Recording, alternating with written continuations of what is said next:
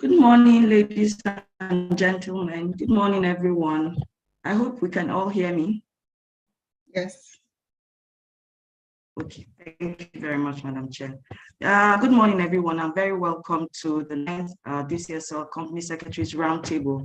My name is Anne Agbo, and I'm super excited to welcome you all to this roundtable.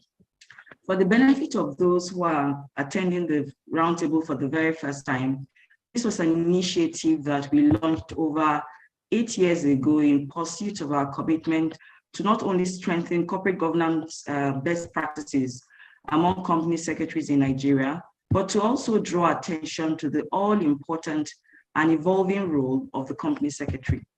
Year on year, we have had the privilege of having distinguished subject matter experts, and this 9th edition of the Roundtable, under the distinguished chairmanship of Mrs. Mosun Bello Olushoga, whom we fondly refer to as Auntie Mo, it's not going to be any different. At the Roundtable today are panelists are seasoned company secretaries who have over the years, over the course of their respective careers, established a reputation in company secretarial practice. I'll be introducing them to us formally in a bit. The theme of this year's roundtable is the future for secretary. And as always, we hope that we will share and learn from our diverse experiences and knowledge on how to equip ourselves and position for the digital era and beyond. Without further ado, I would like to mention a few ground rules to help set the tone for the roundtable before introducing our panel for the day. We would appreciate that participants leave comments and contributions for the attention of other participants in the chat box, and to use the Q&A box for questions. These questions will be taken by the panel in the course of the moderated Q&A session. We will encourage participants to listen for content before forming an opinion. So open up your minds and allow the conversation to evolve before you make a judgment.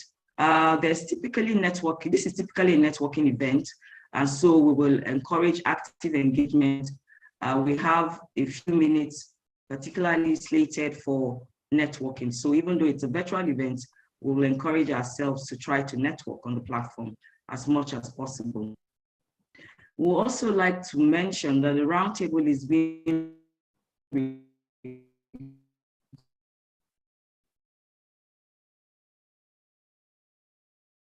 colleagues join us over on that platform.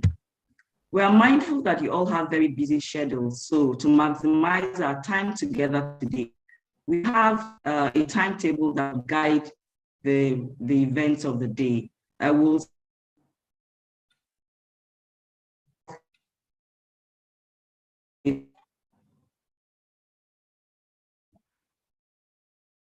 session or a point. I'd like to apologize. So we received early this morning information from one of our panelists that she has a serious family emergency and is unable to join us. So we send in her apologies and ask you to kindly indulge us. So we'll have a total of 3 sessions instead of 4. We hope you will understand with us.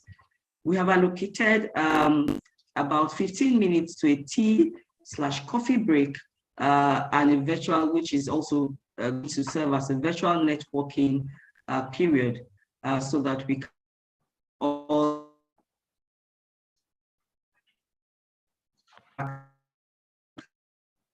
so that of the facilitators and our chairman as I quickly introduce them. May I ask the team back end to please stop sharing their screen so I can share from my end. Thank you very much. I need just a minute. The slides will be up in a minute or so.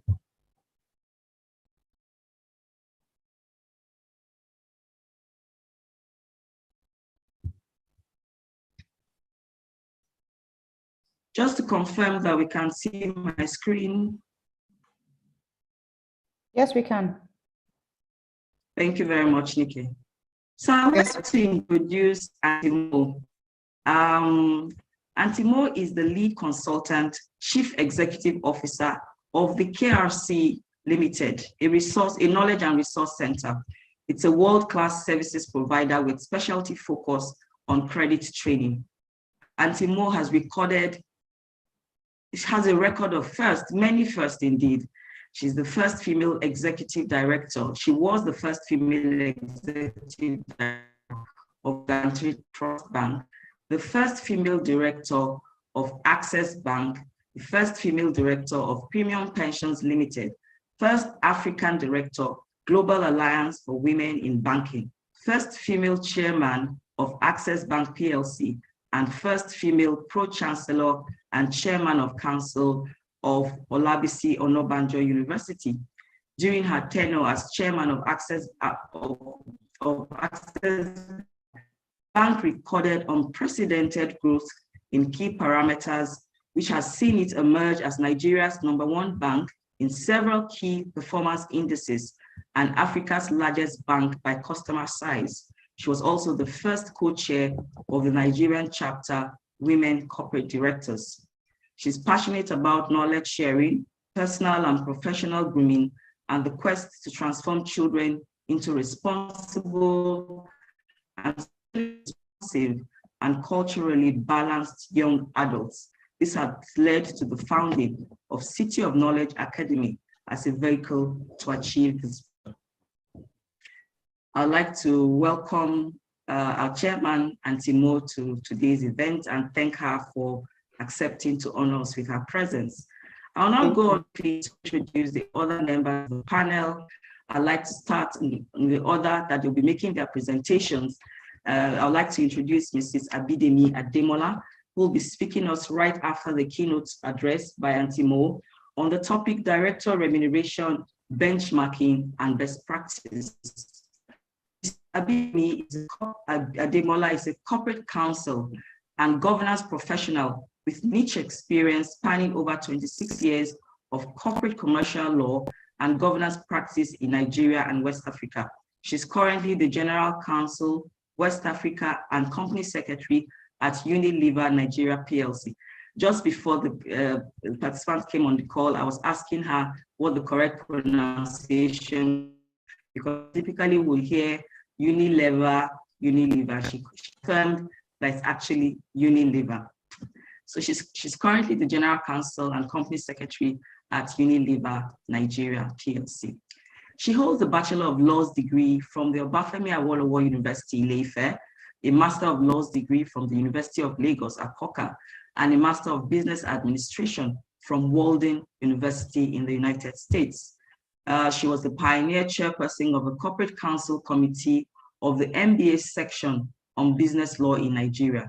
She's extremely passionate about leadership, governance, and compliance, and writes thought leadership materials on these topics from time to time. I'd like to warmly welcome Mrs.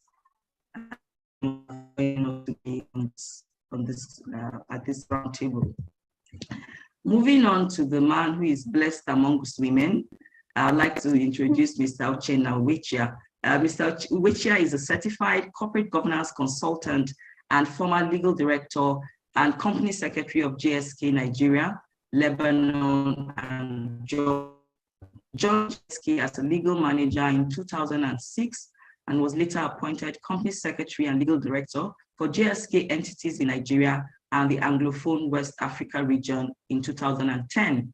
Uchenna Uwechia holds a Bachelor of Law degree from the University of Science and Technology, Port Harcourt, and a master's degree in law from the University of Lagos, and was called to the Nigerian bar in 1991. He's an advocate of the Supreme Court of Nigeria and a member of the Nigerian Bar Association. Moving on to, again, the last but not the least panelist for the day, Mrs. Denike Laoye, who will be speaking with us on the very important topic of using technology to drive board effectiveness.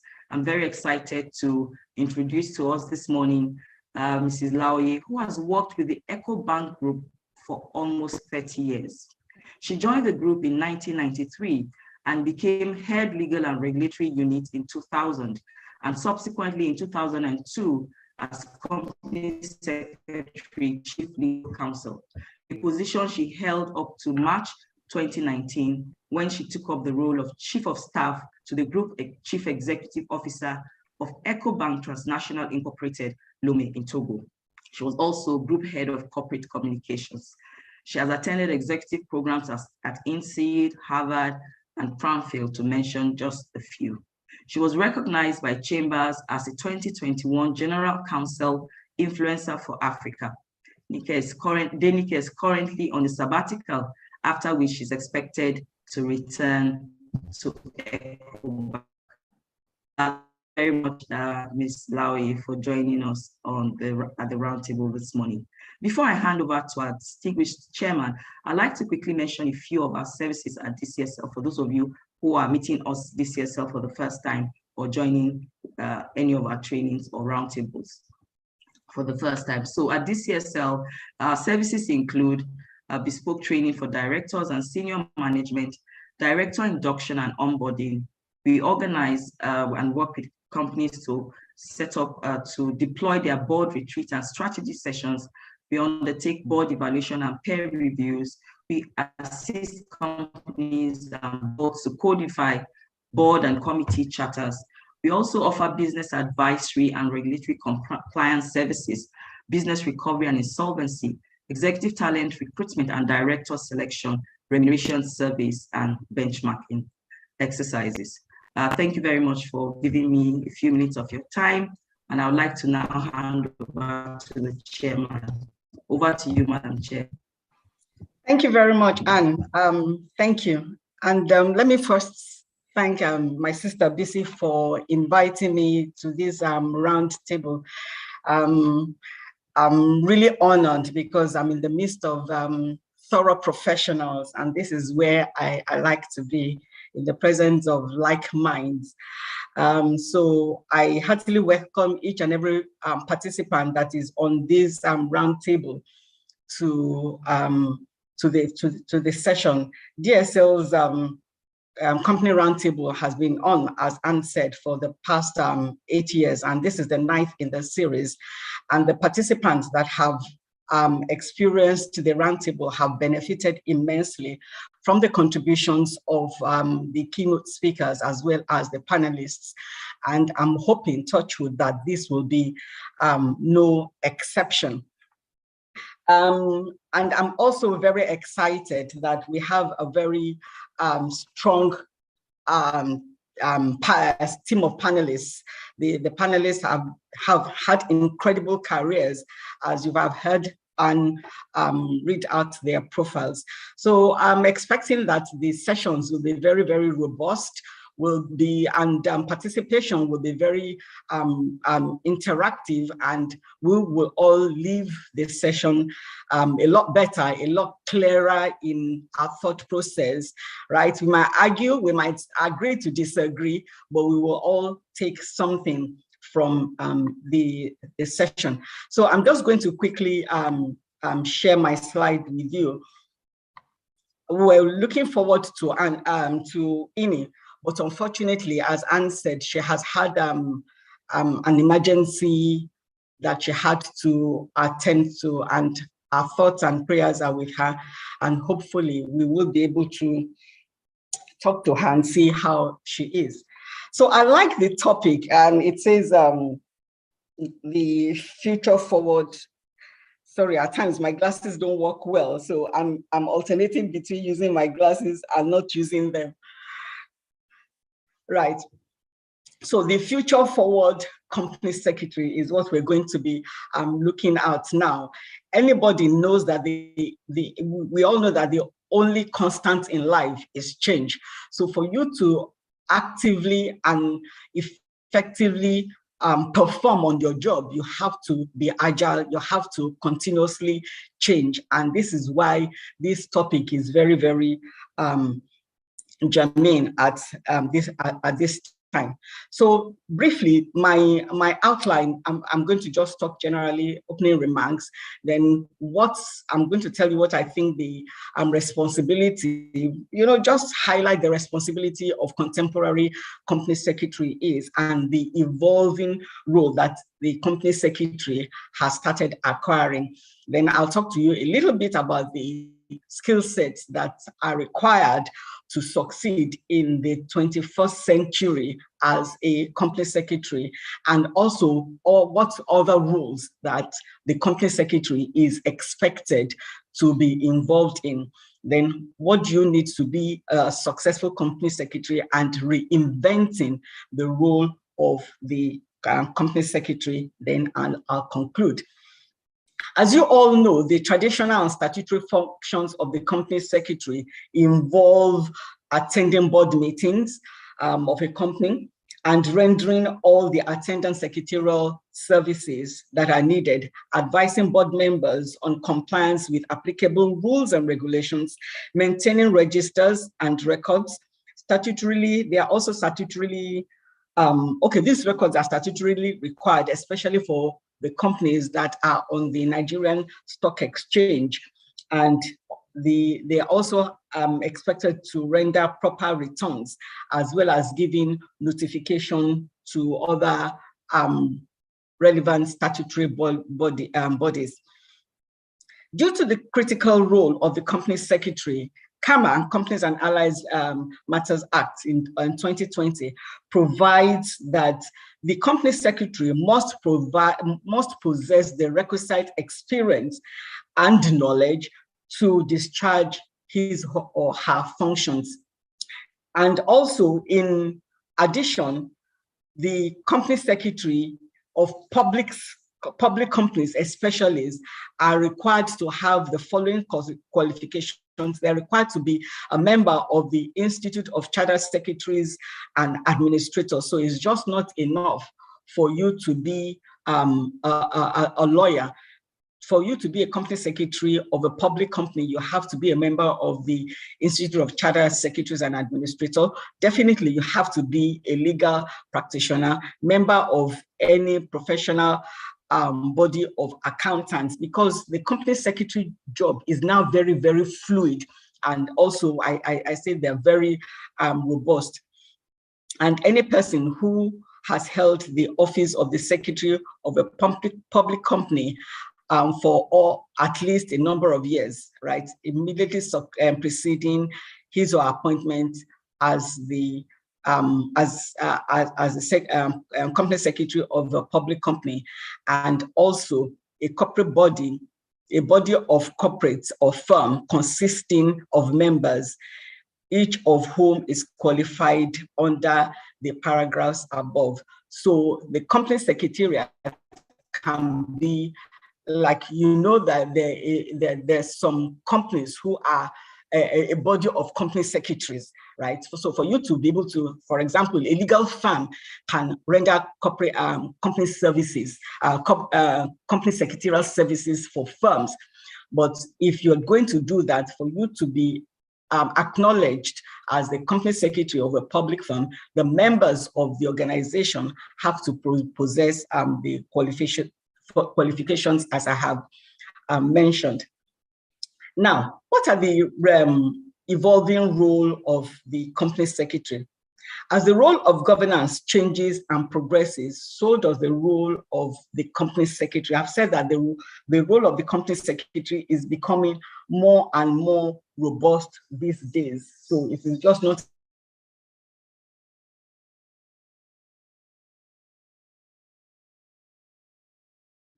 the company secretary has been viewed as an administrative role, and it is now viewed as accountable for embedding effective governance practices within the organization. So the company secretary is now a force to be reckoned with as regards governance. The company secretary is now the advisor, not only on matters of companies or of compliance, but also for the effective working of governance practices at board level. The company secretary is deemed to be the governance expert, a reliable advisor to the board, as well as one who keeps the board running effectively, efficiently, and securely. The common objective is to provide enhanced levels of support to the board of directors and also the board committee members. And the role delivers strategic leadership, and I purposely highlighted that strategic leadership, adding significant value as a vital bridge between the executive management and the board, and also helping to deliver strategic objectives that have been set by the board. And you also know that a lot of attention is now being paid on the requirements of ESG, and therefore the increasing requirements of environmental, social, and governance reporting makes it imperative for the company secretary to be well versed in the standards and collaborate with the board and if you do have a chief sustainability officer. So that is the role that a company secretary is now required to do, right? But however, if you don't have the knowledge, you may not succeed. So you need to have the knowledge about ESG. So the company secretary has to ensure ESG returns are filed with the appropriate regulators, as well as integrating sustainability in directors' continuous education program. Directors' remuneration, and we're going to be talking a lot about this, is expected to be competitive enough to attract and retain seasoned professionals on the board with appropriate expertise to achieve the company's goals and objectives. And the company secretary, the role of the company secretary is to ensure directors' remuneration are also benchmarked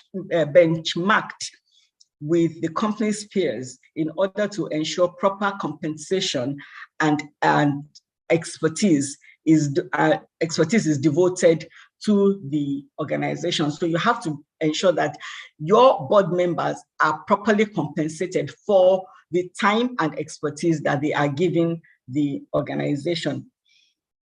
The company secretary ensures that a robust conflict of interest. Again, we're going to be talking a lot about this. The conflict of interest, both in terms of financial and non-financial issues. So he has to ensure that the conflict of interest policy is developed to ensure that ethical, legal, financial, and other conflicts of interest are avoided as much as possible, and that such conflicts, where they do arise, are disclosed and openly and effectively managed. So it's all about transparency. It's all about accountability. So the skills that are required as a 21st century company secretary, you know, we have the rapid acceleration of technological innovation, and this has resulted in profound change in the workplace. You know, one of the benefits that COVID has given everybody is the ability to work virtually. And this means that we all have to develop our technology skills. So the company secretary, for her to or him to do the job well, what the company secretary's job will entail will determine the success of the organization, but there's also a myriad of other issues that has to be contended with, and these are likely to be changing over time. So you'll see dramatic changes in the issues that we're seeing now. And like I said before, the only constant in life is change. The only thing that is certain is that things will be different in the future than it is now. The company secretary has to adopt an attitude to a lifelong learning. So the company secretary has to continuously improve he or herself to ensure that they remain current and relevant in current dispensation of things. So I'm advising that don't be intimidated with technological innovations, and rather dive in, learn as much as possible about the oncoming or current technologies that are available. and don't wait. Go and learn, right? The only thing that you can learn, like I said, it's all about lifelong learning, and the person that doesn't learn will surely die. So learn about algorithms. I keep messing that up. Artificial intelligence, quantum computing, blockchain, augmented reality. There's so much that is happening in the environment these days. And even if you're not an expert, it is in your best interest to have an understanding of what is happening so that you can provide advice. I remember I said you're an advisor. So for you to be able to advise, you have to have a certain knowledge or a certain level of knowledge. So other leading roles that a company secretary has to have. So in the traditional model, the company secretary was more like a gatekeeper, carefully cultivating the right data sets and information to bring to the board. In the future, company secretary will become more like an air traffic controller, right? They have to keep their eyes and ears open across all leadership levels, helping direct information flow across teams. Everybody has access to information, so the company secretary has to make sure that the information that is received is distilled, and it's the important ones that are brought out for the benefit of the organization.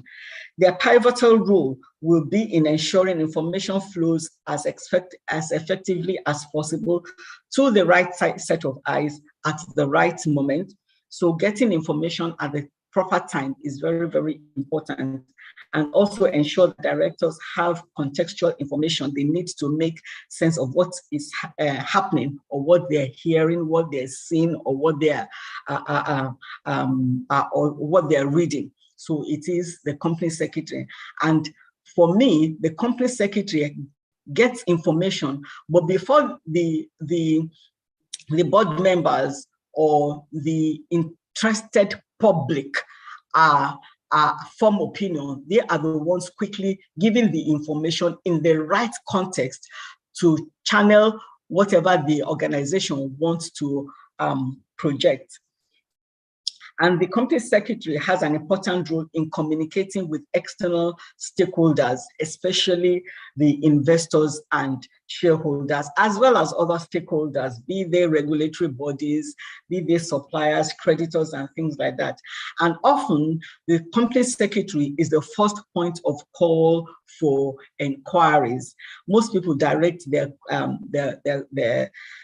inquiries to the company secretary because they are perceived to have the global knowledge of what is happening in the organization. And they should work closely with the chairman of the board to ensure that shareholder relations are maintained. So the company secretary always is in contact with the chairman, giving the chairman relevant, useful information that can aid proper decision making. The evolving role of the company secretary. So what are they?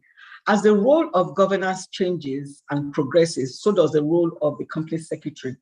Like I said, oh no, sorry, this is a repetition of the last. I've said this before, so please keep that slide. So what do you need to do to be a successful company secretary? A successful company secretary must possess discretion, diplomacy, tact, emotional intelligence, and good negotiation skills, because he or she is at the middle of a lot of things. So it's the bridge between board members and management, bridge between regulatory authorities and management, bridge between shareholders and the company. So they need to have that robust knowledge and the skill to be able to navigate all these various stakeholders. And the CS must be able to listen well and effectively communicate both orally and in writing, right? A lot of the job that the company secretary, for me, one of the best company secretaries that I've had the pleasure of working with is the company secretary in Access Bank and Sunday Kwechi, and in MTN, Uto Okana. They are fantastic.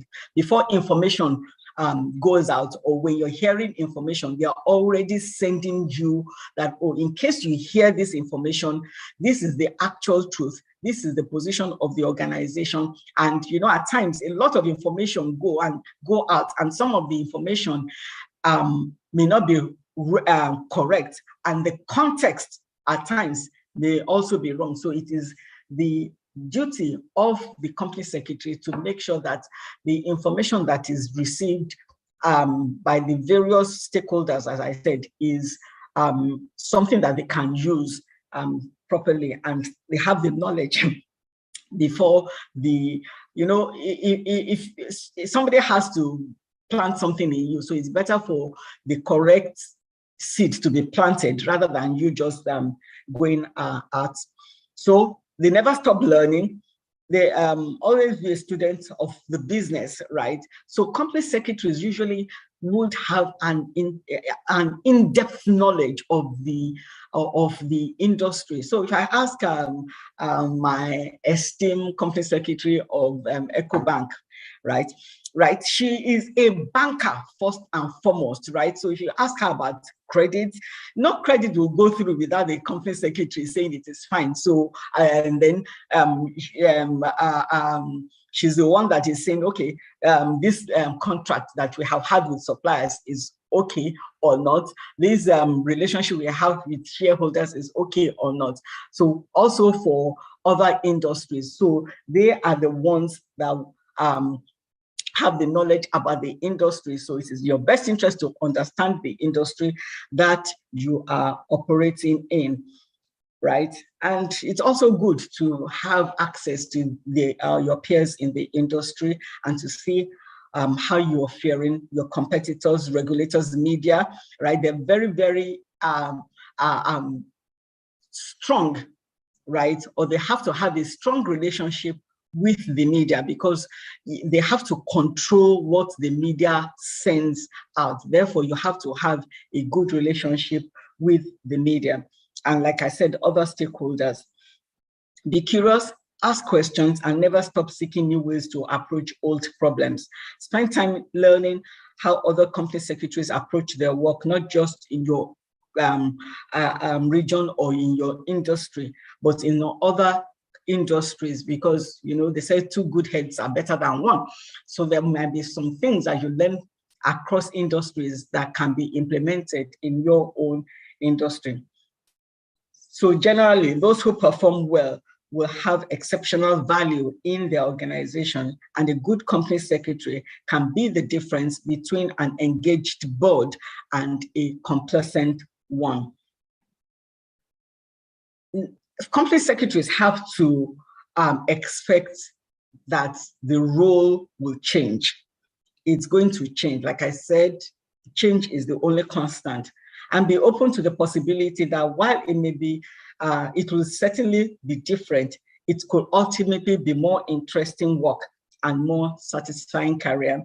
The greatest skill you can develop is resilience. It's also agility and flexibility, the ability to adapt quickly and to determine the value that you bring to each situation as it involves. So it's all in your own hands, how you approach business, and it is what you sell that people will buy. So if you think that you're just taking notes, right, it will not work in today's and the future's company secretary. So you are going to be the resource person that people are going to be coming to ask for advice and direction.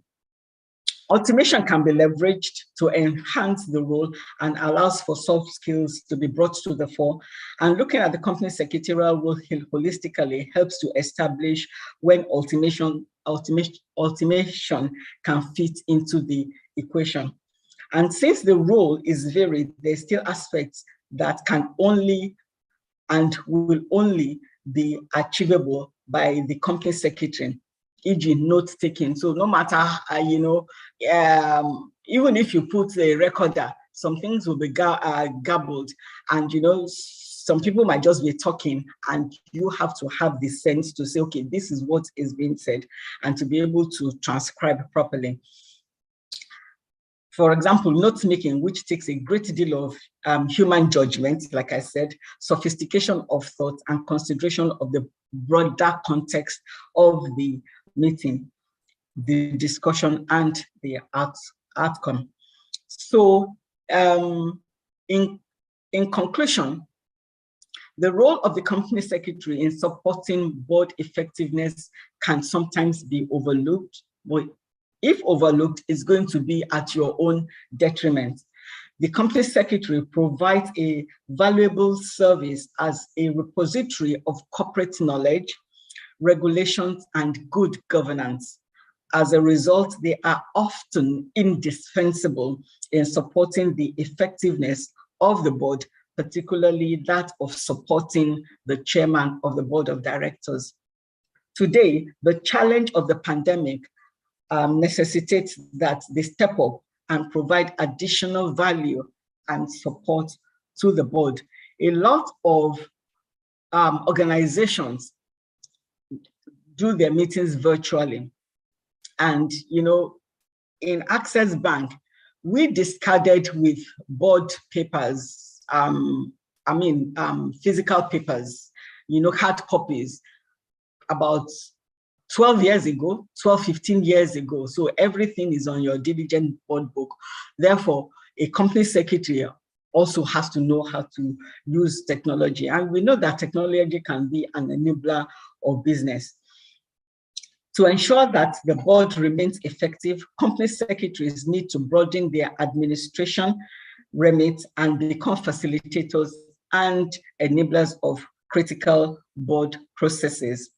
It is clear that there is a demand for the role of company secretary to become a strategic partner to the organization.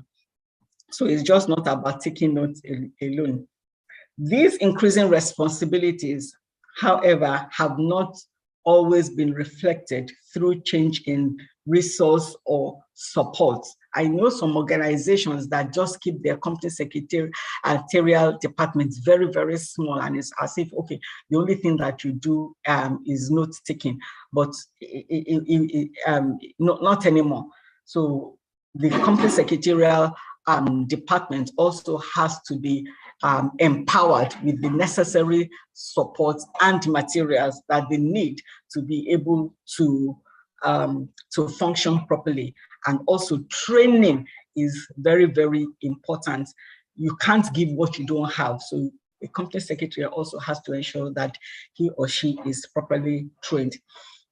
Equally, there remains a legacy perception that the role of the wider organization is one associated with company law and administration, rather than a key shaper of the organization's governance framework, which guides and enables effective decisions.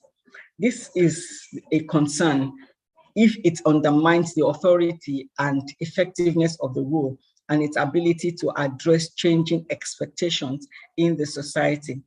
Suffice to say, the company secretary is the conscience of the board, and it is not about compliance and regulation. It is about being in tune with the spirit and not just the practice of governance. And like I said before, the company secretary is a pivot. It's a necessary and integral part of the success or otherwise of an organization. So having said that, because I'm very, very mindful of time, I want us to be able to finish on the according to the time stated. So that is my keynote address. So we're going to go to the presentations. Thank you very much, everybody, for your, yes, that's the last slide. Thank you for your attention. So we're going to go straight into the panel discussion. Anne has read the awesome CVs of our panelists. And I'm sure we're going to have very, very robust discussions, questions, answers, clarifications, discussions, and also participants should also please feel free to share their experience. I'm seeing that there's some chats in the chat box, which I will get to soon. But without further ado, I'm going to invite Mrs. Ademola, Bidemi Ademola, to deliver her own thoughts on director remuneration and benchmarking and best practices. You know, I mentioned that one of the roles that the company secretary has to ensure they get involved with is the director remuneration and how best to position the organization among their peers. Because if you don't pay your directors well, giving the time, the attention, the effort they put in, then nobody will want to sit on your board, or you will not be able to attract the relevant caliber of people to your board. So thank you very much. Mrs. Ademola, please. Yeah, thank you so much, Antimo, for that wonderful keynote address. I have also learned a lot because I am a company secretary, obviously, and so it's just been wonderful listening to you. Good morning, everyone. Thank you to DCSL for inviting me. It's a privilege to be here. I know I'm talking to distinguished company secretaries who are professionals in their own right and very well versed even in the topics that we're discussing today. So I'm expecting that today will be engaging, informative, and I will also go back, with a lot of knowledge, from this session. I'll go immediately onto my slides on director remuneration and benchmarking and best practice. Please, let's go. Can you please move the slides? Thank you. So this is what the outline of what I'm going to be speaking to today looks like. Immediately we'll delve into why are we even focusing on director remuneration. Antimo touched on it briefly, but we're just going to talk about it a bit more. And then we'll talk about the components of the standard components of director's remuneration. What are the legal and regulatory requirements, the key ones? There are quite a number. And then it will delve into benchmarking and best practices, and obviously look at trends, and then conclude that as company secretaries, what should we be focusing on?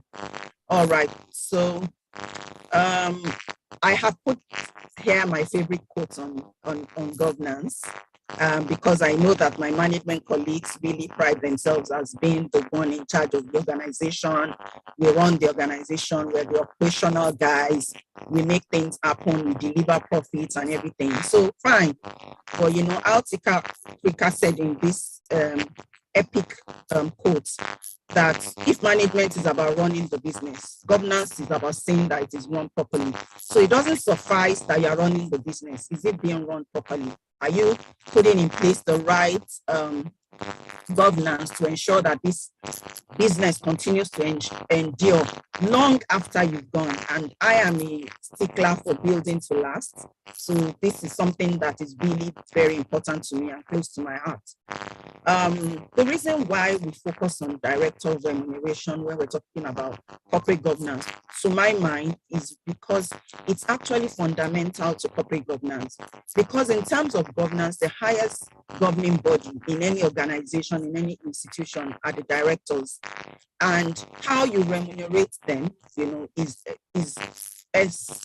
critical, to ensuring that, good corporate governance practices, happens in your organization. So for me, it is a fundamental principle of corporate governance to look at, how directors are remunerated. The other bit is around, attracting the right caliber of people onto the board. Board, I was privileged to work with my organization, defining the profile of the board members that we would like to have on our board at some point. And when I finished that work, I looked at it and I asked myself, are we remunerating these people in such a way that, will attract this type of profile that we had highlighted? And so it's a question that, as corporate governance professionals, which we are, we're not just admin people, even though people would like to label us as that. We're really corporate governance professionals. We should be thinking all the time whether, the remuneration that our organization is paying to our directors, they are really sufficient to attract the type of people, the caliber of people, that we want on our board. The other bit is around, the fact that director remuneration is susceptible to abuse and compromise. It is said that power corrupts and absolute power corrupts absolutely.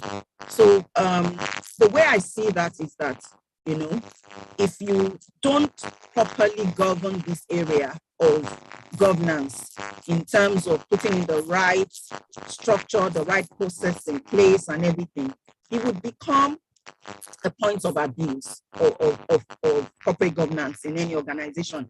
If you look at the headlines around Enron, because when we talk about corporate governance collapse, our minds will quickly go to Enron and some other companies, but Enron, Enron is still the biggest one yet. You will find out that the headlines talked a lot about how the directors and senior executives were remunerated. It was astronomical, it was excessive, it was almost uncontrollable. So no wonder when the collapse happened, it was one of the reasons, highlighted as the reason for the collapse of Enron. There's always a very thin line between attractive and excessive, so this is something that we have to keep monitoring all the time. I've put, here some questions that I have asked at one point or the other in my career, which is to ask whether, we're remunerating at the right levels. Ask ourselves whether the remuneration that we put, especially for executive directors, they are linked to metrics that ensure long-term success. Because sometimes it's short-term, you make these returns quickly, you get your bonus and you move on, and that's why, some of the legal requirements, it helps us to see how we can really link director remuneration to the long-term success and sustainability of the organization. And then to ask ourselves whether the board really have effective oversight over executive remuneration. Because yes, we can talk about the whole board as a whole. Many times we focus on the NED remuneration, but the executive remuneration, and the executives are the ones that manage the business from day to day. So does the board have oversight, and do they have effective oversight over remuneration such that they feel that this is a guardrail and this is something that is going to really, really help us, to deliver the long-term success of the organization? So those are questions to think about, and I hope that maybe by the end of this session, we'll have some of those questions, if not all of them, answered. Next slide, please. All right, I've put in here what I've seen as the standard components of director's remuneration. So for executive, you see that you have your basic salary, you have benefits, sometimes in cash or kind. There are performance-related payments as well, shares and share options, bonuses. Obviously, if you work for the organization as well, you will be entitled to some terminal benefits in form of pension, gratuities for organizations that still do that. And then for non-executive, it's usually sitting allowances for meetings that are attended and participated in, directors' fees and benefits in kind and cash as well. And then I am seeing an emerging trend, which is that non-executive directors are also being paid some terminal benefits. I think, I have a question mark around that to say, they are tenured, they have, they're not supposed to stay for such a long time on the board. So you don't need to have a balance around, do you want them to stay so that they earn terminal benefits, or do you want them to come make their mark and be there to make a real difference? So questions to ask. Next slide. We'll really go into the legal and regulatory requirements because I think that's a good starting point in terms of discussing this matter. So my first point of call was the CAMA 2020. And in looking at the salient provisions, it's really important to note that directors they are the highest governing body, but they are also guided by rules and regulations, laws and regulations that they need to abide by. And I believe that one of our critical roles as company secretaries is to ensure compliance to these requirements.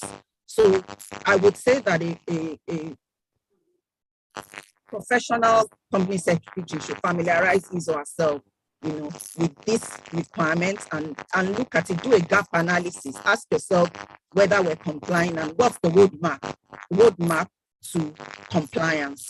So the first is that, the remuneration is determined by the company in general meeting. That's what CAMA says. So even where the board has had oversight, they've put in a procedure, they've determined it, it has to go to the members in general meeting for approval. And I've been at some AGMs where shareholders have queried remuneration, where they've made a lot of noise about it and all of that.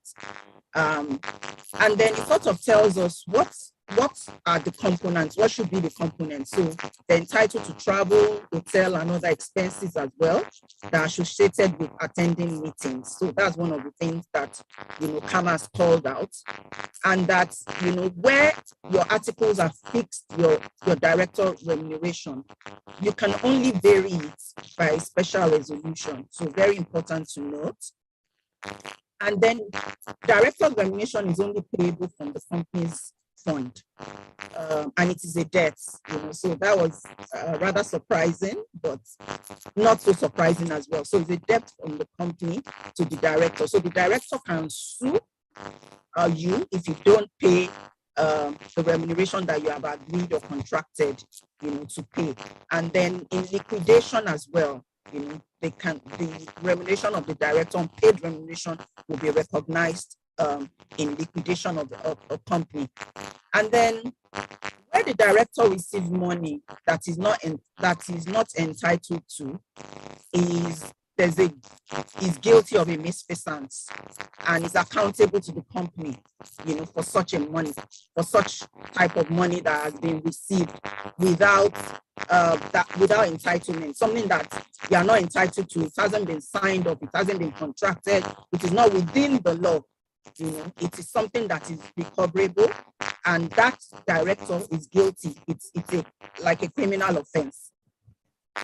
And then managing director is also entitled, and by extension also EGs, to salary, commission, profit share, and all of that.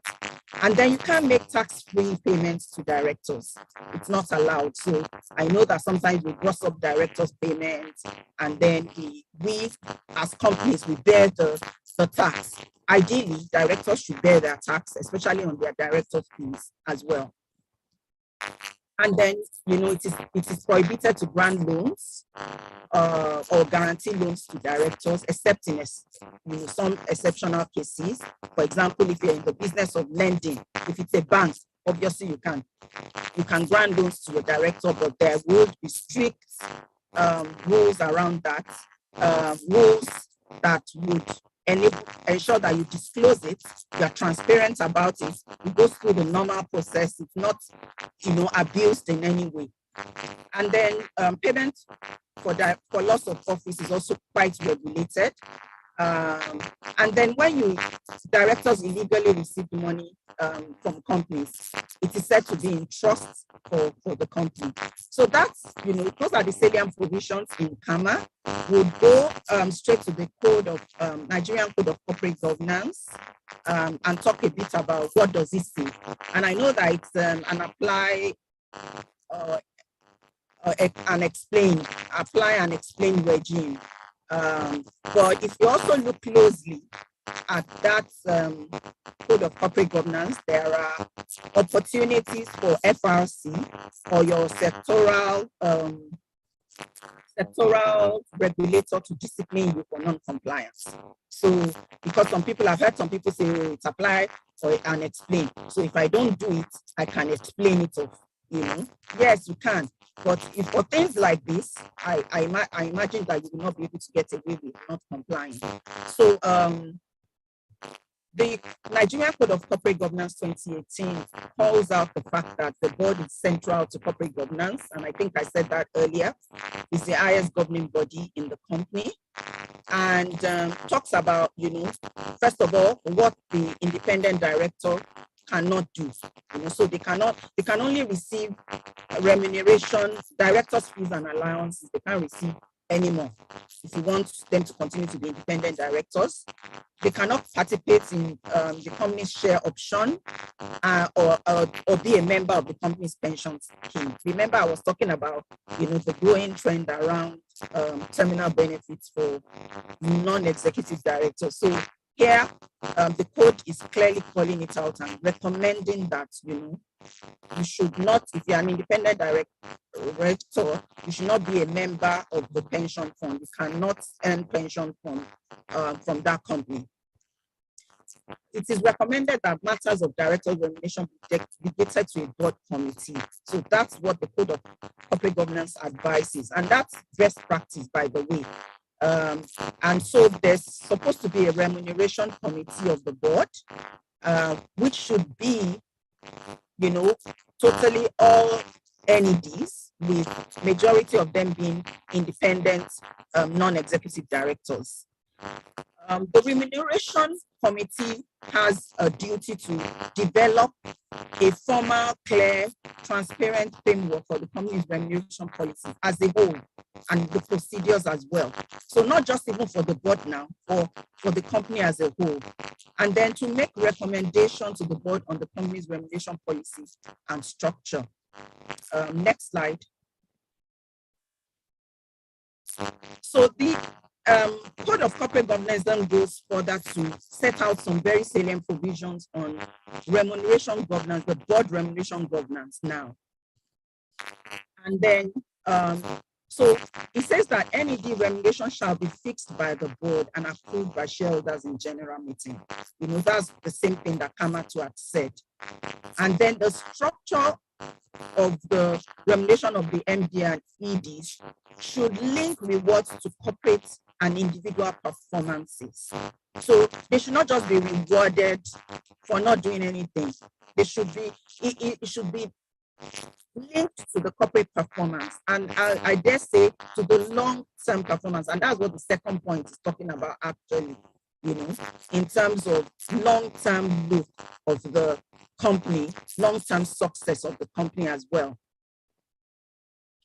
And then the executive directors, including the MD, should not be involved in determining their own remuneration. You know, that happens in many companies, especially in companies that are owner managed. You know, they determine what they earn and all of that. But if you want the organization to succeed into the long term, to be sustainable, you know, this is what the Code of Corporate Governance is recommending. And then the remuneration policy, together with the remuneration of directors, must be disclosed in the annual report. This was also set. This is also in the SEC corporate governance guideline. So very, very important. So disclosure is extremely key, so that people, shareholders, stakeholders, not just shareholders, but stakeholders can look at it. And you know, there was one day I actually somebody sent something to me that showed my MD's salary benchmarked against some other MDs. And so I forwarded it to my MD and sent it to him to say, this is in the public domain and this is what is happening. And he was aghast. I said, well, we report it. It's in our annual report and financial statement. So you can expect people to take that information, do some benchmarking to ask themselves whether they are being remunerated excessively or not. So very important around this point around disclosure. And then there's the point around clawback policy.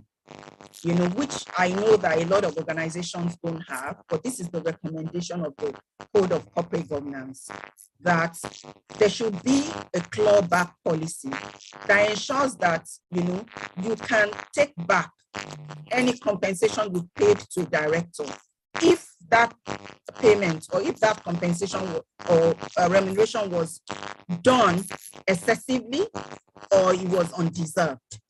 So I think it's good for us to know that that is there and to find a way as company secretaries to have that policy in our organizations as well. Next slide.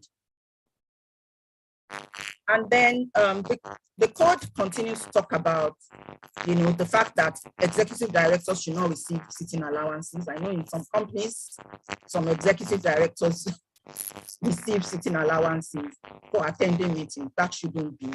However, obviously, that should be taken, their board role should be taken into cognizance when determining their remuneration package. All right.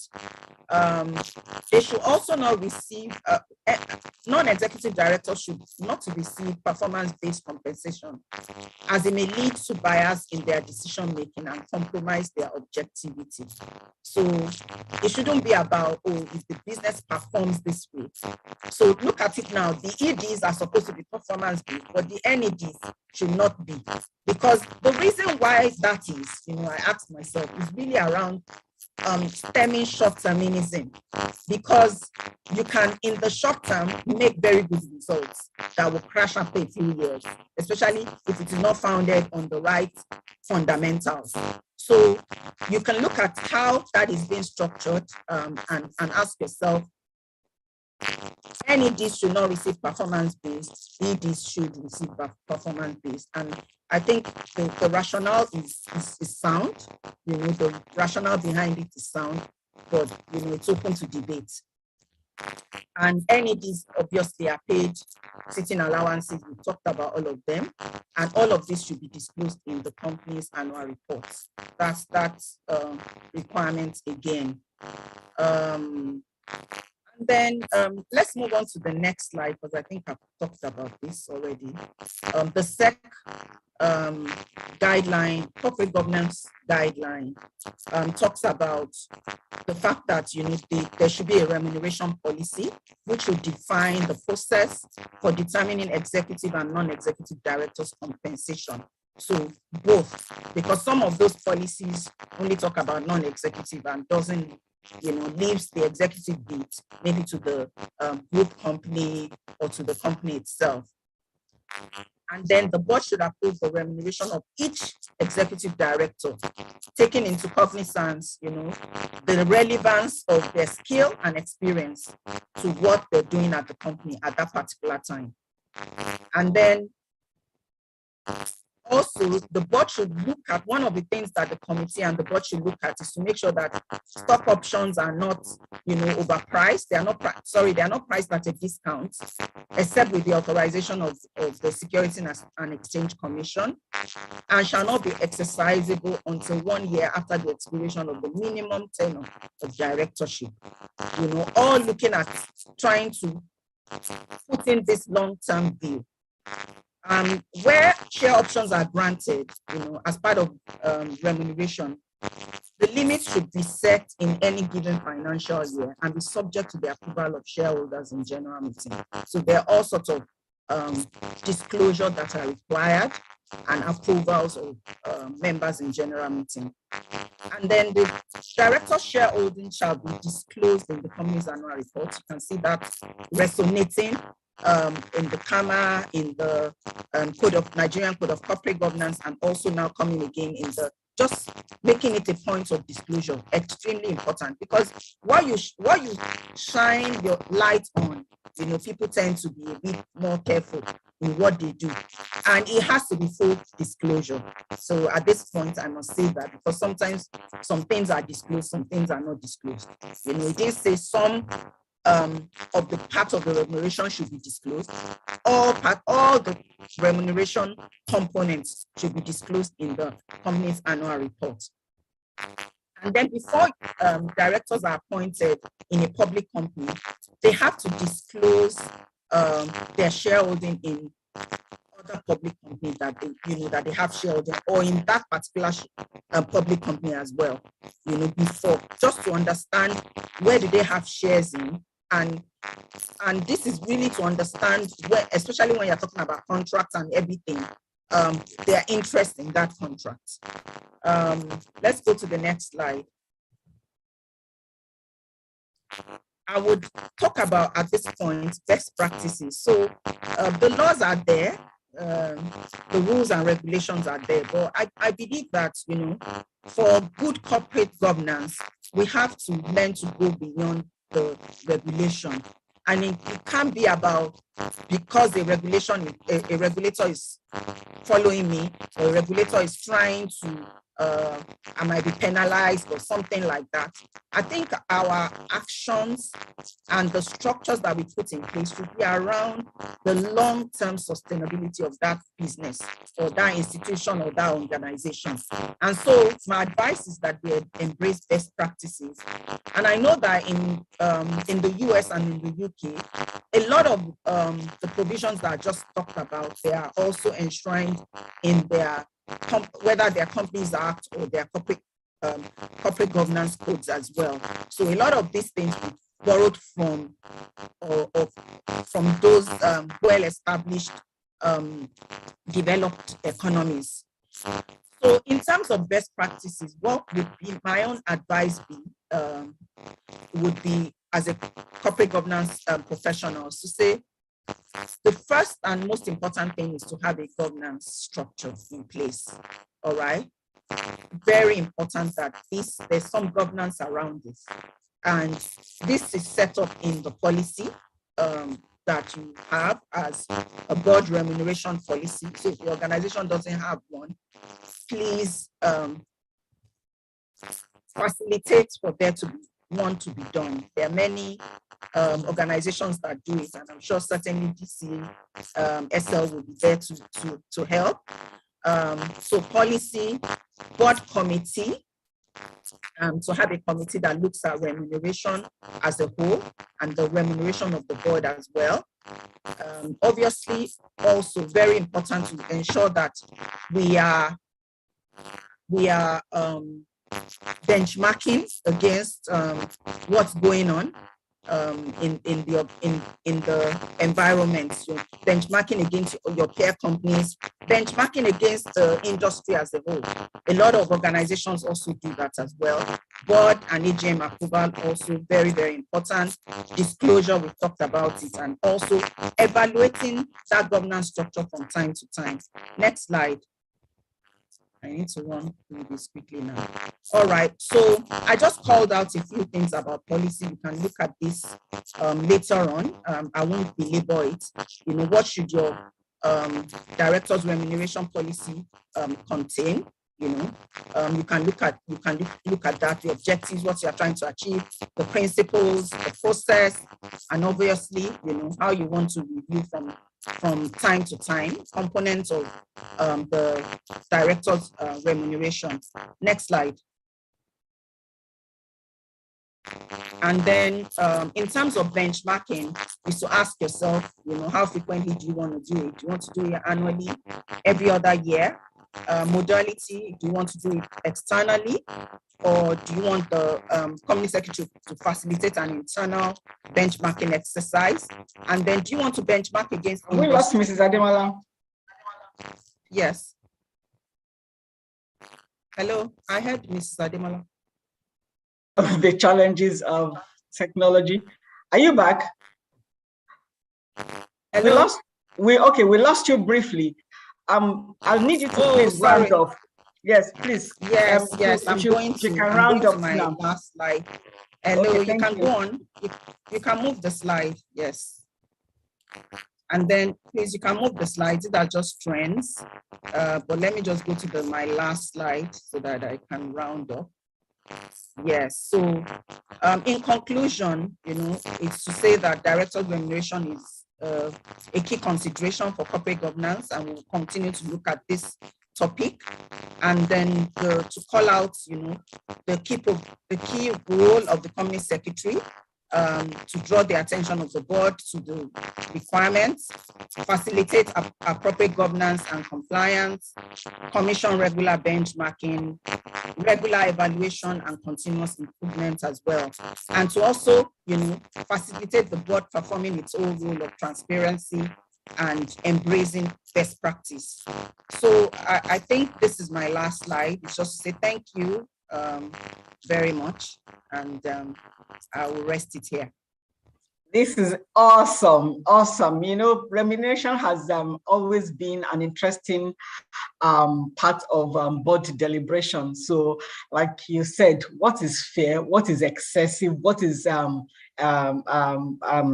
adequate, and at times, how do you ensure that your remuneration is sufficient enough to attract the best hand without it being overly the top? We do have some questions for you, which we'll take later, but I'd like to say thank you very much. And obviously, I didn't expect anything less coming from a world-class organization such as Unilever.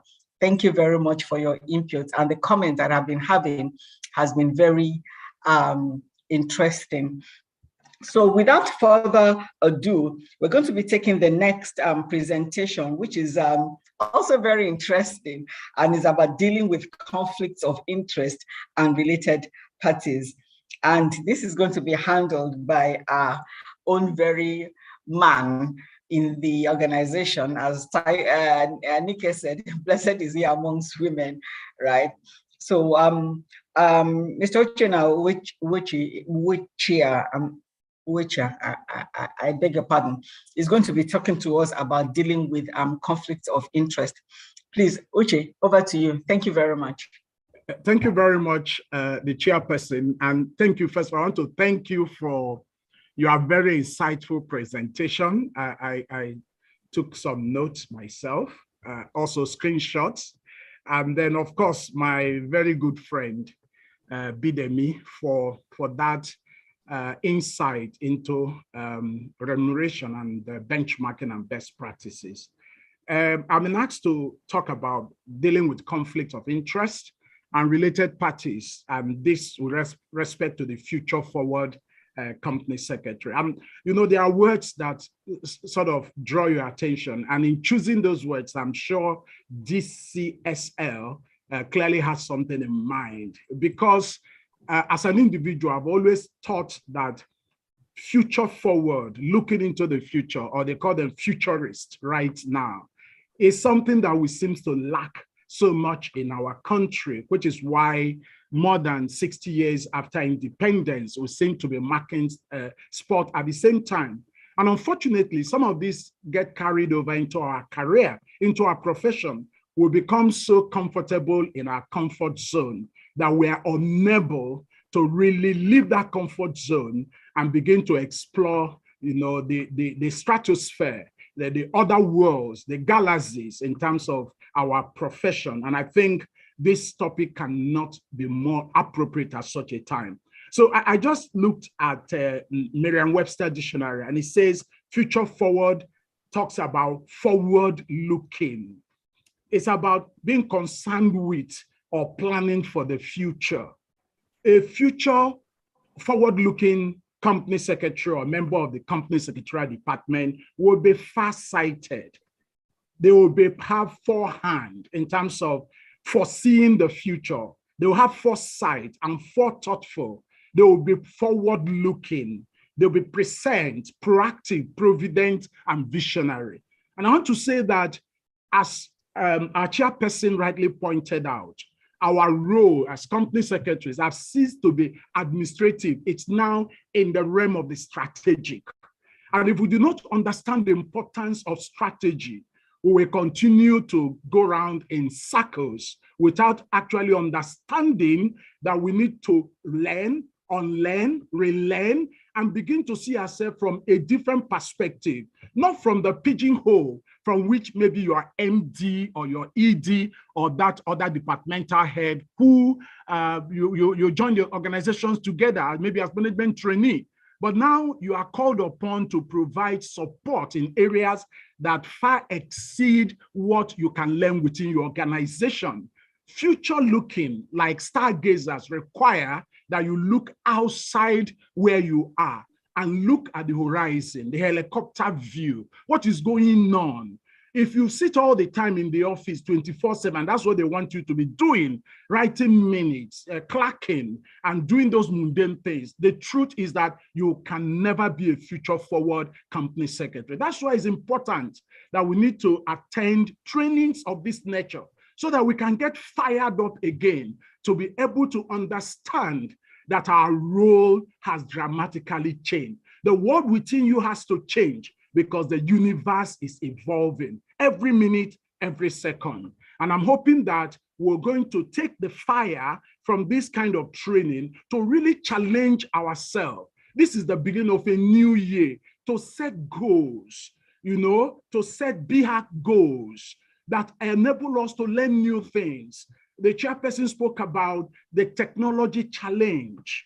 A lot of lawyers are anti-technology. It's not going to be doing good stead because in a few years' time, you'll be a dinosaur if you are still using board and paper in terms of your board engagement. You heard that Access Bank 15 years ago have gone, paperless in terms of how they relate. Today, there are technologies that are providing those kind of mundane services. What our organization needs us for now is for the unknown future, to plan, to strategize, to think about it so that we'll be able to have the organization ready to respond to those challenges. Please, can you skip the next couple of slides? Okay, go to the next one, which is of outline. So we'll look at the role. I'm not going to say much because it has been well taken care of by the chairperson. I'll just draw our attention to one slide. Then we identify conflict of interest. We look at the type and impact. And then the more important, we'll see how we can manage them, the strategy and the practical steps. Then we dive into related parties transaction, the meaning, rationale, and the NGS. We look at our mandate for the future forward company secretary, and then we'll round it here within the next 25 minutes or so. So go forward, please. All the way, go. Okay, as we are getting to the slide, I want to say that if you look at the NCCG in 2018, it speaks about, go to the next slide. It speaks about in recommendation 8.6.6.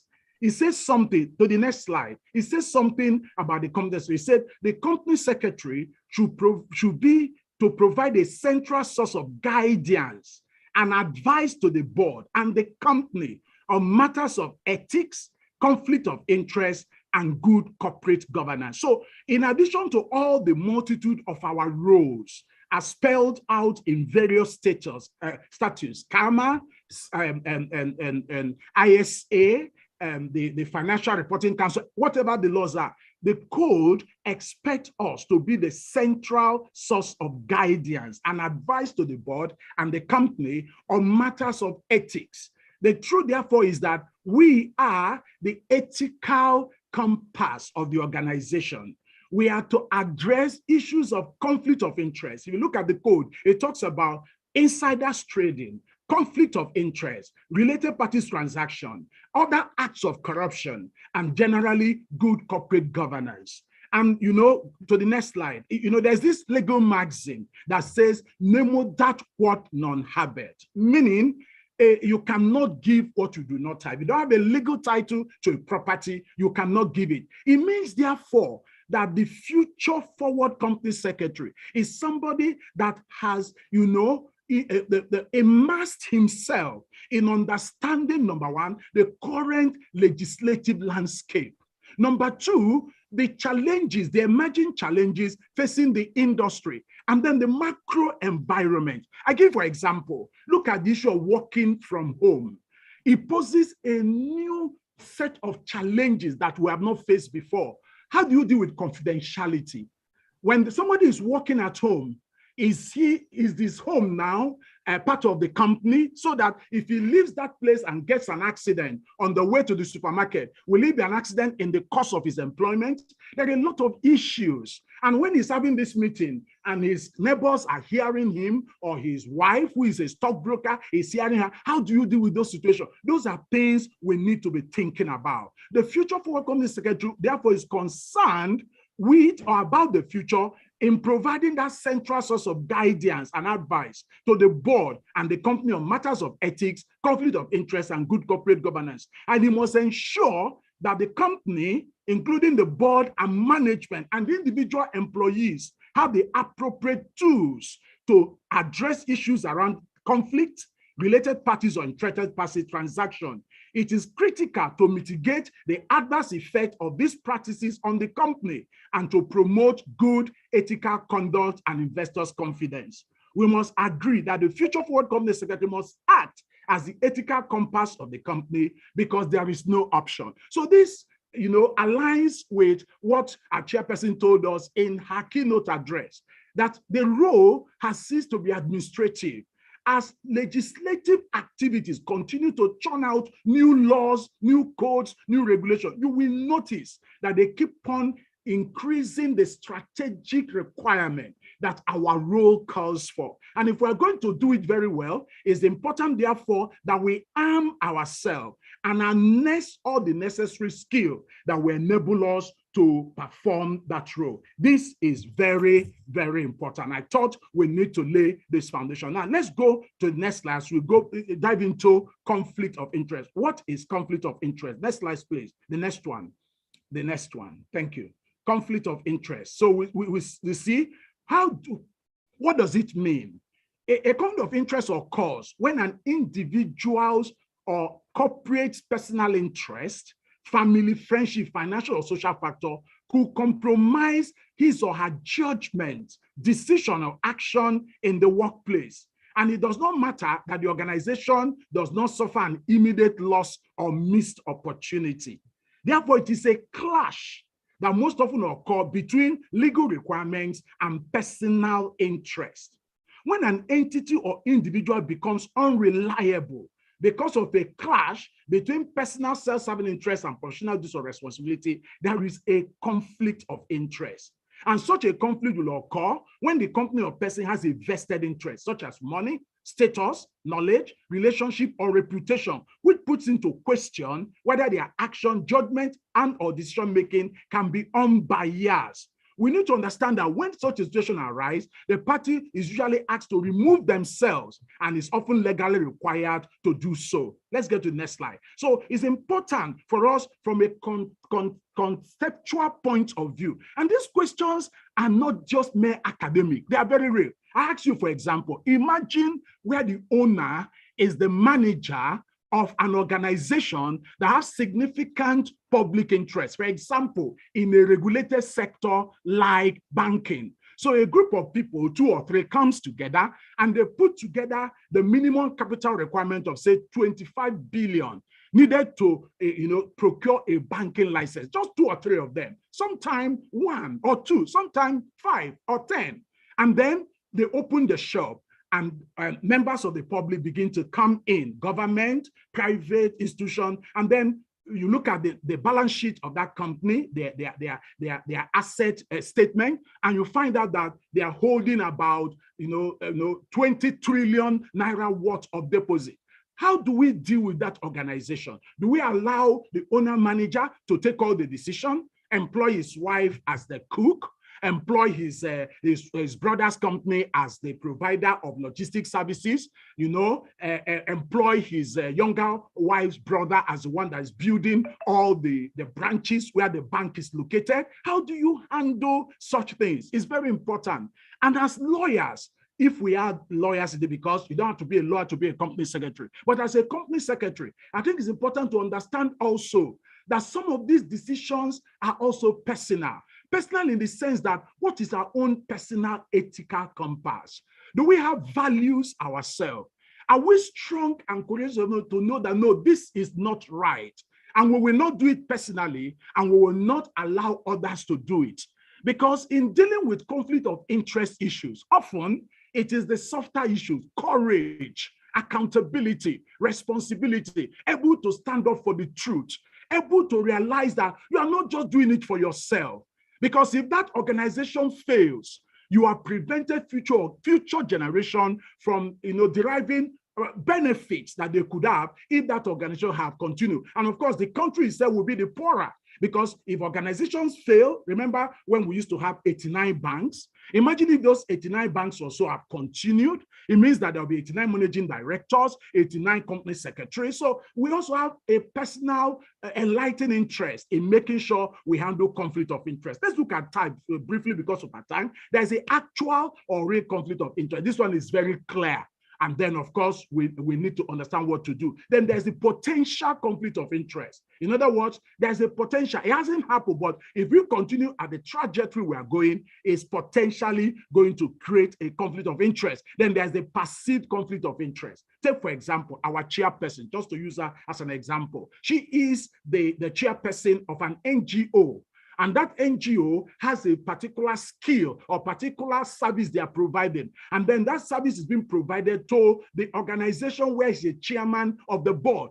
It might be looked at perceived conflict, but is it really, you need to look into it so as to understand what the issues are. So conflict on its face often may not appear as what it seems to, which is why it's important that disclosure, transparency, and ability by independent parties to look into the facts factually and determine is there a conflict or not, and then take appropriate steps. And conflict of interest can also arise through conflict of duty. So, for example, where the procurement head is the wife and the purchasing department is the husband, is there conflict in their duty?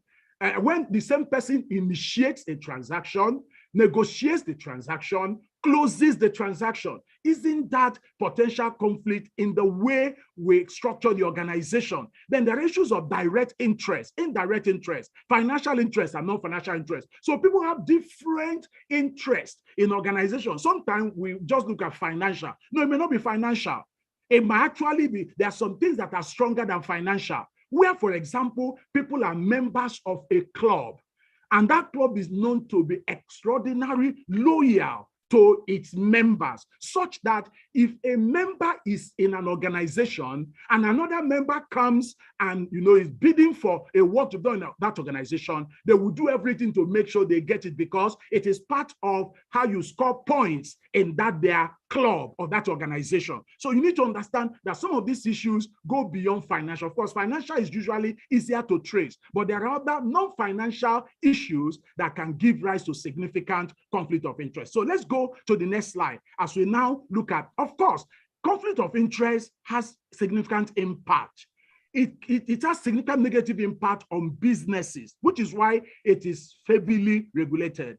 Mrs. Ademola spoke about Enron. Of course, in addition to other sins, other corporate transgressions that were committed in Enron, there was massive conflict of interest. And you know that when Enron collapsed, it took a lot of other blue chip, blue blood organizations with it, and indeed affected the world. In Nigeria, federal statutes and codes have very stringent provision to guide against conflict, as well as very strict guidelines and disclosure for reporting them. However, you should know that it's not possible to identify all types of conflict, but the company secretary must be watchful to ensure that the policy, the processes, and the reporting are periodically updated and strictly follows. So we go to the next slide that tells us how we try to deal with some practical managing conflict of interest. Now, let's look at it from strategy point of view. The OECD made this point. They said a too strict approach to controlling private interests may conflict with other rights or be unworkable or deter experienced and competent candidates from entering office or service. Therefore, we need to understand this. So there are areas where the expertise is very limited, where the service, you can only get that service from very limited set of people. So competitor A is engaging the same service provider, competitor B is providing, and so we need to understand that conflict of interest per se may not be bad. It is only when it is undisclosed and not properly managed that it will give rise to a lot of unintended consequences. But when it is disclosed and properly managed, it can actually be very productive. So in looking at the modern approach, strategic approach, we need to, number one, identify the risk involved in this conflict. Is it really significant? Is it really real? Is it something that can be disclosed and dealt with? And then the prohibit unacceptable forms of private interest. Then we should raise awareness of the circumstances in which conflict can arise. We should build capacities to prevent conflict of interest through training. And then we should ensure effective procedure to resolve conflict of interest situation, always ensuring we comply with the laws and the code, both from the SEC rules, the sections of CAMA, as well as the principles of the Nigerian Code of Corporate Governance 2018. Before I leave conflict of interest, let me just point out some practical steps. Number one, we should establish a process for managing it. The best way to handle a conflict of interest is to already have a process in place to manage it. In other words, we should have clear conflict of interest policy. We should get the conflict of interest out into the open. I know this is difficult, especially in the organization where the top management, including the MD and sometimes the chairman, is clearly engaged in conflict of interest situation. I think that's often the greatest problem a company secretary has. But I will say to us, ladies and gentlemen, that if we want Nigeria to live where it is currently placed in the Committee of Nations and move up the ladder to improve our general overall perception as a good place to do business, we need some bit more of courage.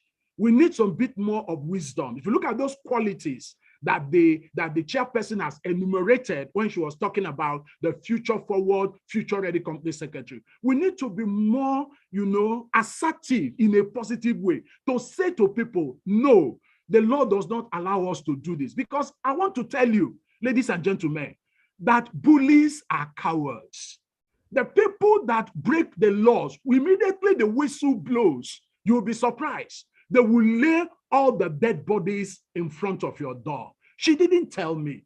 He didn't let me know. I didn't know. But, they know, but they are hoping that you will not tell them. So we need to tell them, and sometimes tell them in writing. Tell them very clearly, make it very plain that as MD, you cannot bring in the third party that is providing services to the company without disclosing your interest. Tell them. We need to be very clear. Put it in the open. It should be the subject of open discussion, and the tone must be at the top. If the MD cannot talk, get to the chairman. Say, Chairman, we need to deal with issue of conflict in our company. We need to start talking about it. If you have a compliance person that is driving it, form an alliance, a positive alliance, and let there be case studies, let there be stand-up meetings, let there be quizzes, let it be spoken in the open. We should set clear penalties for breach, and there should be zero tolerance, not for conflict of interest, but for non-disclosure. Because the sin, the iniquity of conflict of interest is non-disclosure. When people disclose that there's a potential conflict, then it tells you how you can manage it. We can exclude them, we can deal with the situation, we can, cut it to the right size and then manage it, especially where that outcome is of significant importance to the company. Training is valuable and invaluable. And I want to say that the training will start from the company secretary. You need to be well trained. You need to immerse yourself. And there's something that the chairperson said, and I think Mr. Ademola said also, I want to reemphasize. The era of being locked up in your room or on your decks as company secretary, that era is over, because the sheer volume of legislative activity is so that you cannot catch all sitting there on your decks. You need to look up. You need to rise up. You need to schedule time to go out, attend trainings, attend meetings, join associations. Of course, you must be careful about competition law. You don't go there to disclose prices or do things that are anti-competitive. No, but there are a lot of organizations now, like NECA has the COLAC section. I know in some sector, like manufacturing sector, banking, they have association of company secretaries and legal advisors. Be part of it. Lagos Chamber of Commerce and Industry, check out what they are doing. Regulatory and legal department, legal function committee. They have committees now where you can address common issues, where you can pick up arising issues that will embarrass you if you don't catch it early and deal with it. So training, networking is valuable and invaluable. Periodically, especially in terms of vulnerability and critical project, part of directors' induction program and employees in key areas, including HR, procurement, finance, and corporate reporting, credit, and loans. They must be very clear. They must not give you 30 minutes to do an induction and then you just breeze over it. No.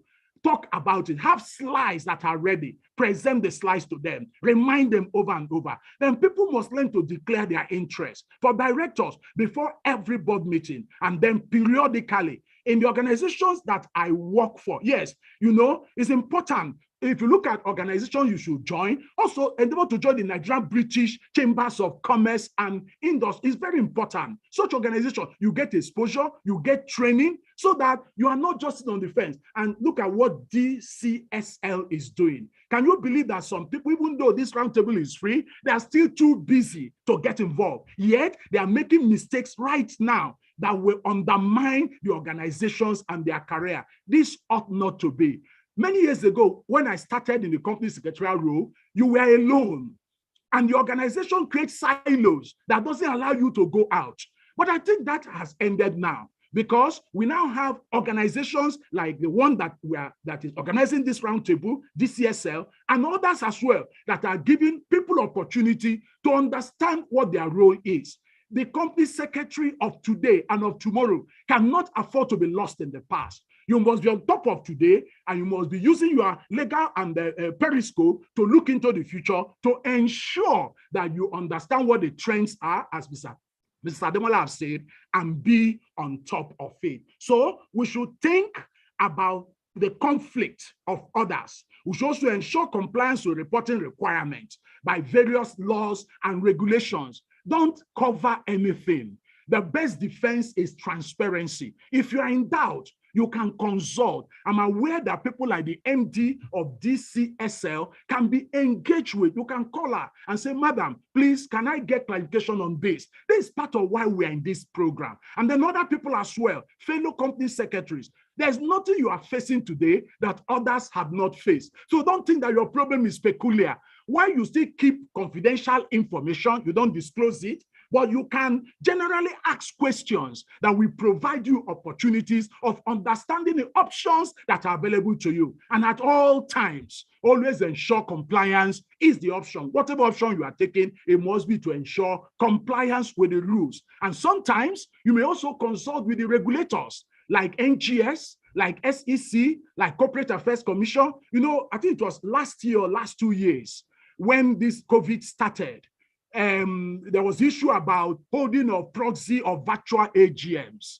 And then a few banks did one or two things, but a lot of people, including myself and some key stakeholders in ICSAN, Institute of Chartered Secretaries and Administrators, Administration of Nigeria, realized that the framework was not okay. What did they do? They immediately engaged with CAC, and then CAC with Stock Exchange and with stakeholders held a meeting.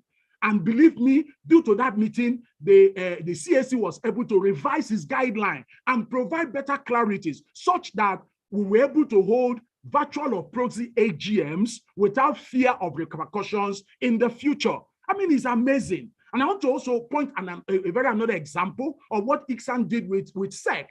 As you know, SEC has been a bit offish in terms of how they relate with issuers.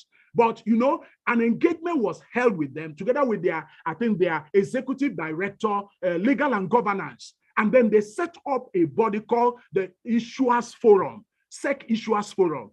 And that forum is amazing because the issues that normally would have attracted SEC sanction, you can now discreetly take it through there, ask questions, receive guidance and feedback, and then you can comply.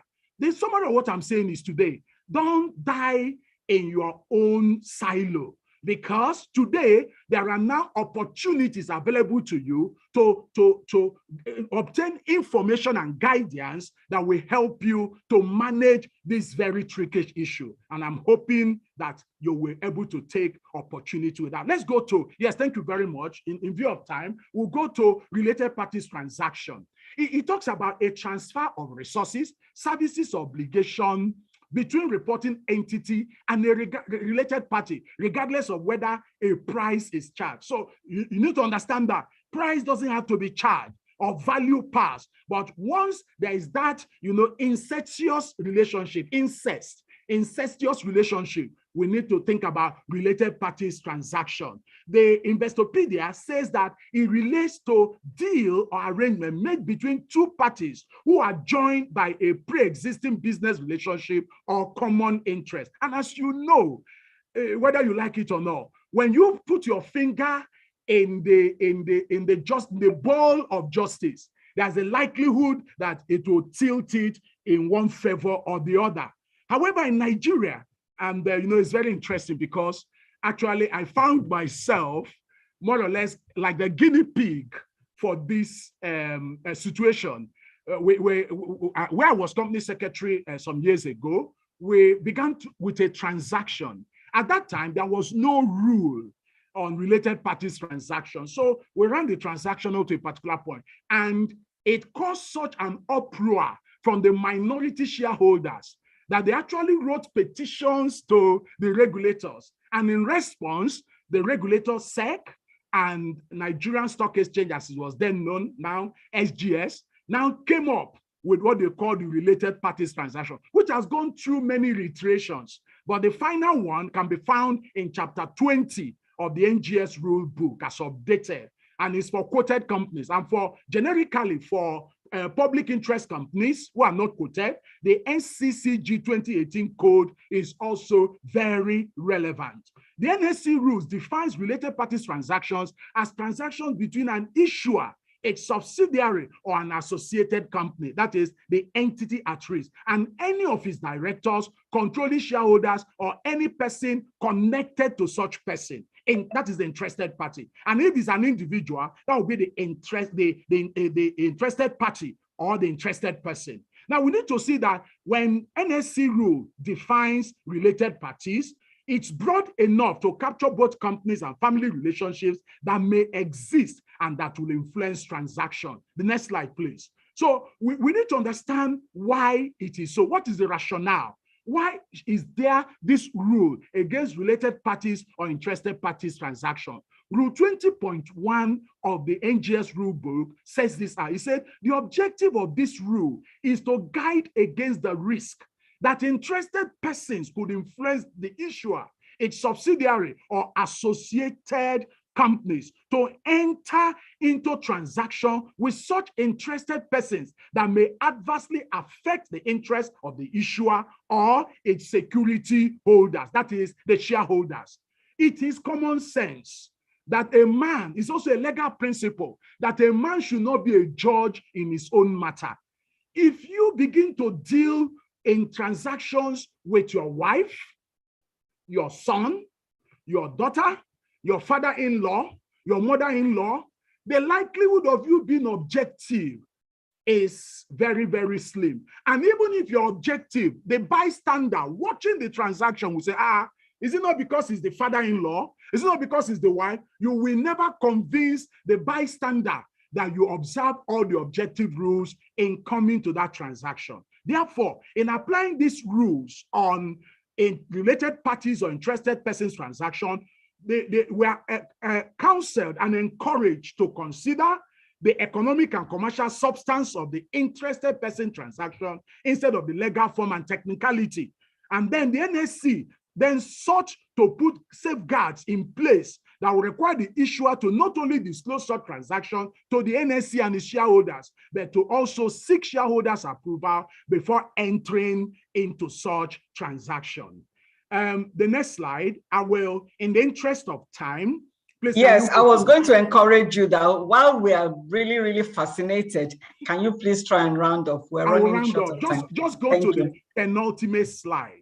There's a slide, just keep on going. I will tell you to stop. Please, can you go on? No, go on. We can read all that. It is in the code. Of course, there's need for disclosure and approval of those interested parties. If it's of a continuous nature, the general mandate has to be part. If you pick up the average annual report of publicly quoted companies, especially multinationals, you are going to see those pages dedicated to it. Now, I want to talk about for the future forward company secretary. Remember the view in principles 24 and 28. Principle 25 says, 24 and 25, sorry, the establishment of policies and mechanisms for monitoring inside trading, related party transaction, conflict of interest, and other corrupt activities mitigates the adverse effects of these abuses on the company and promote good ethical conduct and investors' confidence. As a future-forward company secretary, the person responsible for providing a central guide and advice to the board and the company on matters of ethics, conflict of interest, and good corporate governance, please ensure, if you don't do any other thing, this year, this quarter, not allow you to pass the next quarter, ensure you have clear policies on insiders trading, on related parties transaction, and conflict of interest. If you're having problem with that, I want to assure you, you can use DCSL. I'm unashamed to say that we use them when we notice we have some gaps, and they helped us with their team to put it together.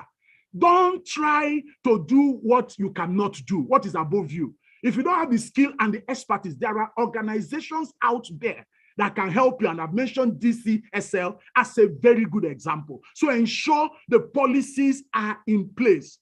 Ensure that the board charters incorporate those principles. Ensure that employees are very clear in their contract of employment that the company will not tolerate conflict of interest. The managing director himself have to bring himself, because they say the rule of law is preferable to that of an individual.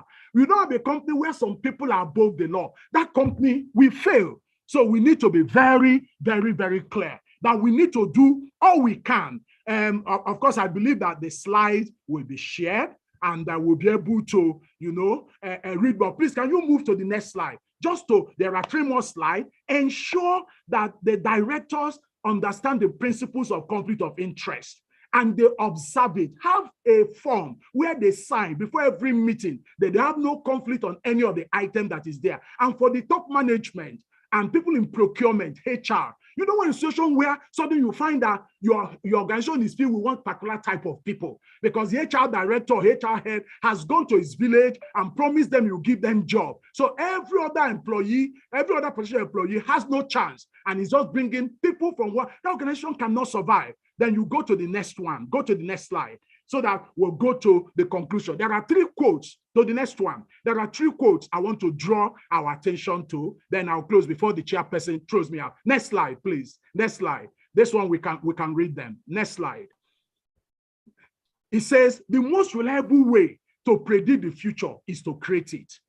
Future forward company secretary, create your future. True prevention is not waiting for bad things to happen. It is preventing things from happening in the first place. The future belongs to those who prepare for it.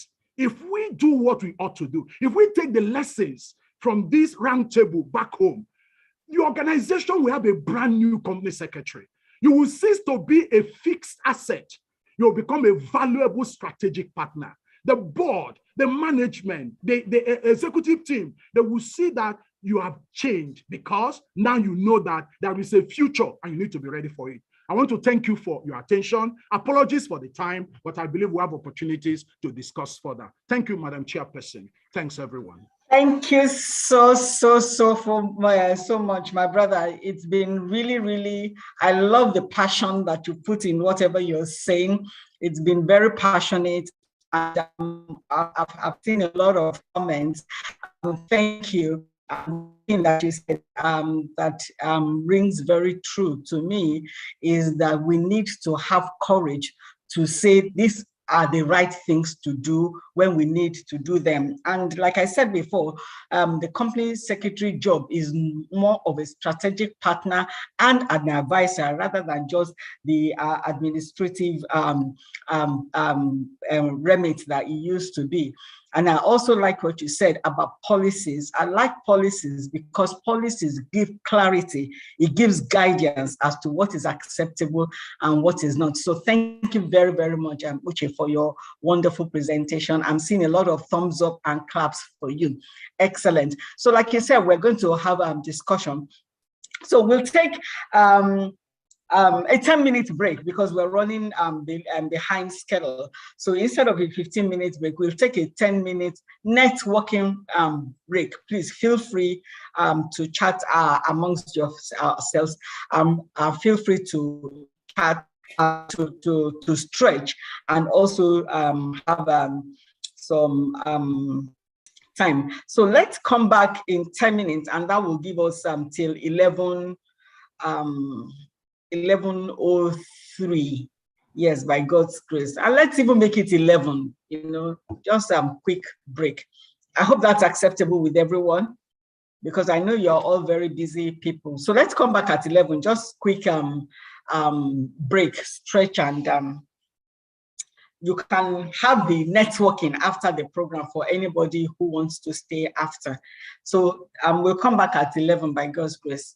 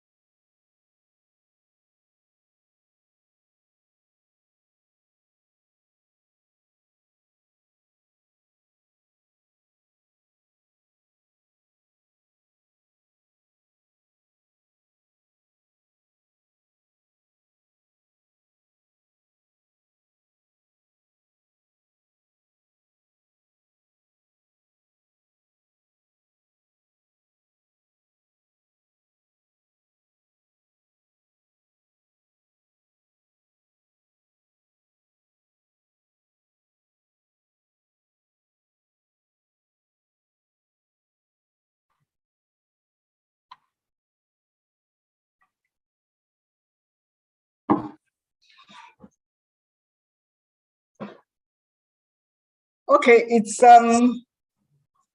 11.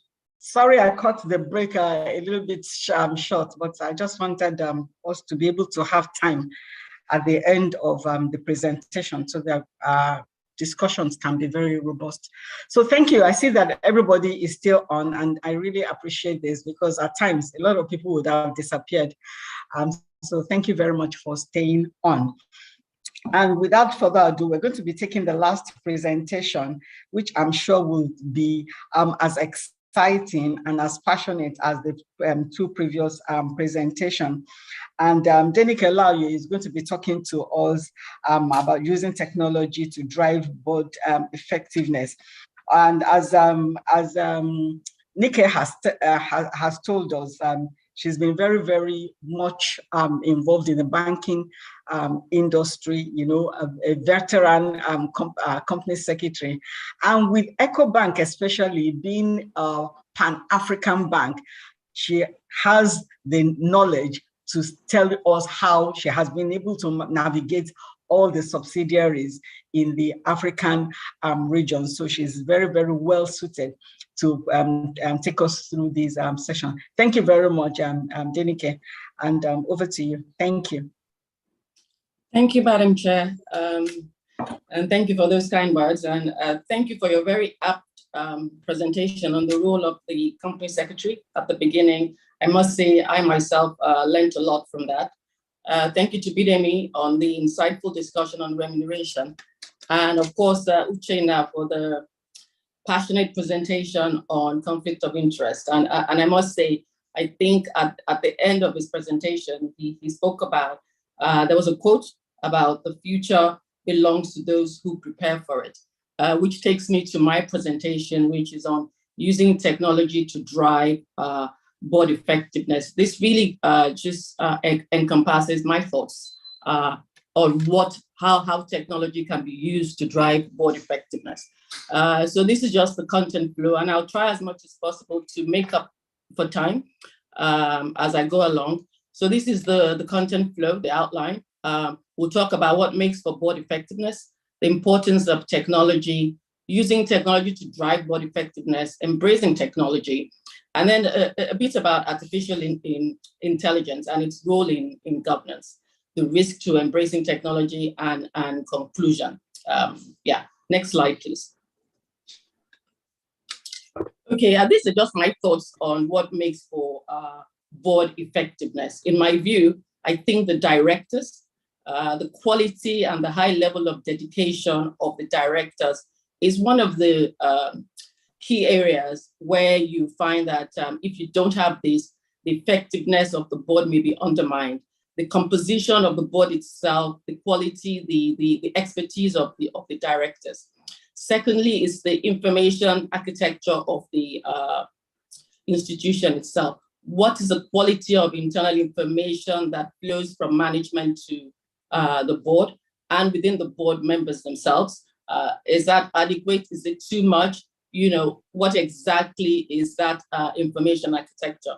Those sort of things are important in ensuring that there's board effectiveness.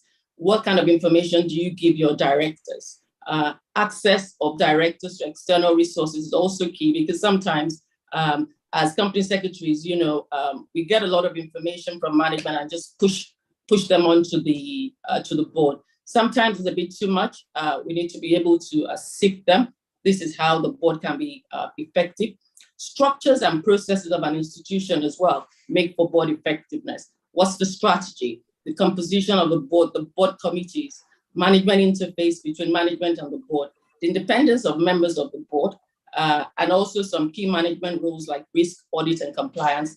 Board education is also something that is key in ensuring board effectiveness, succession planning of the institution, evaluation of directors, evaluation of independence, for instance, of directors. I saw a question in the chat box about, you know, how some shareholders are able to nominate independent directors. I think for me, one of the areas is you have to continuously assess those independent directors to ensure that they remain independent.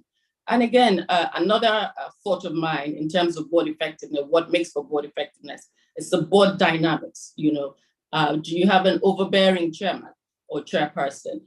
You need to avoid group thinking.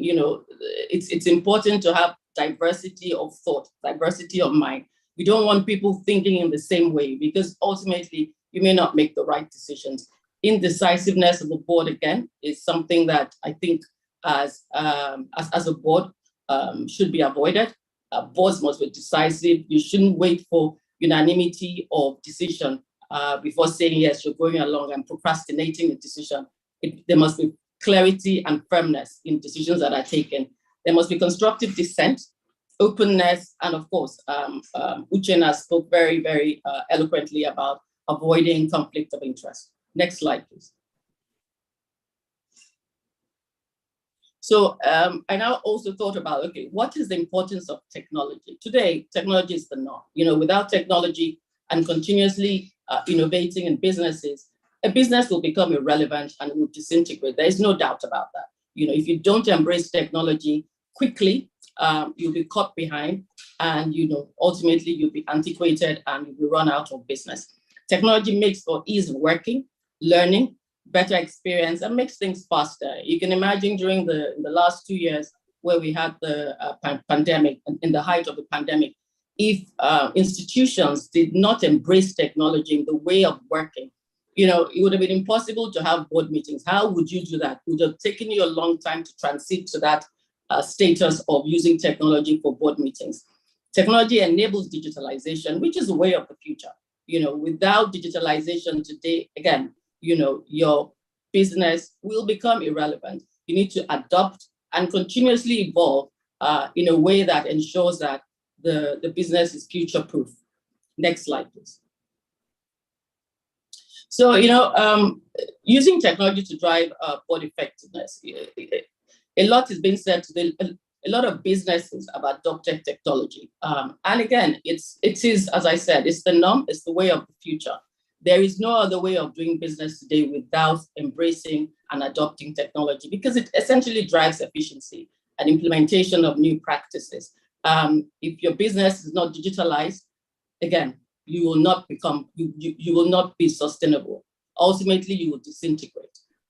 Strategies are drilled down from the board, and it's important that the board itself gets on board. You cannot, as a board, play lip service to digitalization. You cannot ask your management and staff to digitalize the processes, the business itself, without you as a board embracing digitalization. You have to basically set the tone and lead from the top. Again, talking about business as usual is of the past. You have to embrace innovative technological solutions and meet the evolving governance demands of today. Next slide. This is again re-emphasizing the importance of using technology to drive board efficiency and effectiveness. Better crisis response. Again, during the pandemic, we realized that it was a crisis. Businesses had to shut down within a short period of time, without any notice. And if you were not prepared in terms of embracing technology, you would have been really caught behind. And as a bank, if you worked in a bank and you're not able to continue your business, clearly, that business is not viable. Next slide, please. So again, this is just, again, re-emphasizing the importance of having an innovative approach in the boardroom. Again, it improves the processes. Physical boardroom today is antiquated. The last 2 years, I'm not sure companies have had physical board meetings. Most companies have had to do with virtual meetings. And that is because they were prepared for it. They were prepared with various platforms, Teams, Zoom, various other ways of running the board meetings. Stacks of paper, again, not something that you should be doing. The chairperson mentioned that in Access Bank over 10, 15 years ago, they had moved from using paper for their meetings to using Diligent. It's similar to what EcoBank has done in the last 15 years as well. And I'm sure other companies have also done that. Also in writing minutes, there are different ways today that you can actually write the minutes that automatically transcribe into typing. There's the Moleskine smart writing tool, which enables you to do that Cybersecurity should be top of mind in your board meetings as technology is embraced. The board must continuously innovate. You must embrace artificial intelligence. That is the way of the future. Yes, we are, as company secretaries and a lawyer, sometimes we run away from learning about technology. There's nowhere to run to.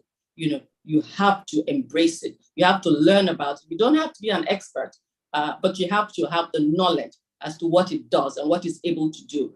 So you must lead as company secretaries. The chairman mentioned it. Your role is to deliver strategic leadership and add significant value. If you're not in tune with what is happening today, clearly you're not in a position to properly advise your board as to what to do in terms of embracing technology. Next slide, please. So in what ways should a board embrace technology and set the tone from the top? These are my thoughts. There may be others. I thought that it's important that you must be digitalized. Digitalize the way you do your board processes. Digitalize and secure it. Harness data in the boardroom. The era of sending vast documents by email and changing different versions, is over. It is risky. It enables you, expose information that you shouldn't. So these are some of the areas. Focusing also on board composition is another area where you can actually embrace technology and get some of these things done in a different sort of innovative way. So a good board must be open to new innovative solutions, embrace those that work, analyze those that have failed, and understand why they failed and avoid failure. Company secretaries, again, are key in initiating and guiding the board in this respect. Next slide, please.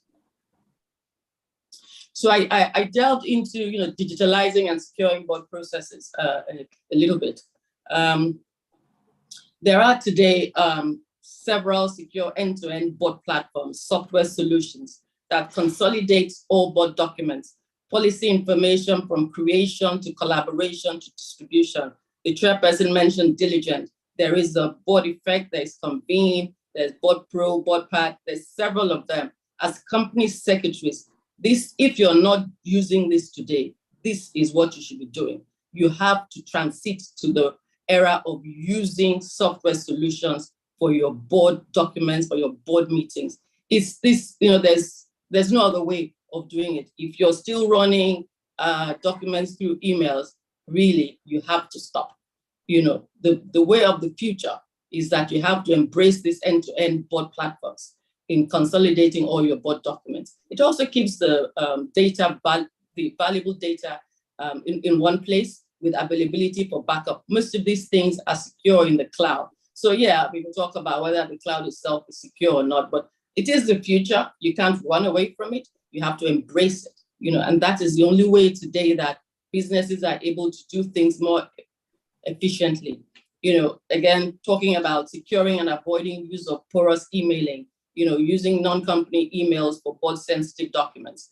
On some boards, yes, directors have their own normal day jobs, so some of them prefer to use their own company emails or the public Yahoo or Gmails.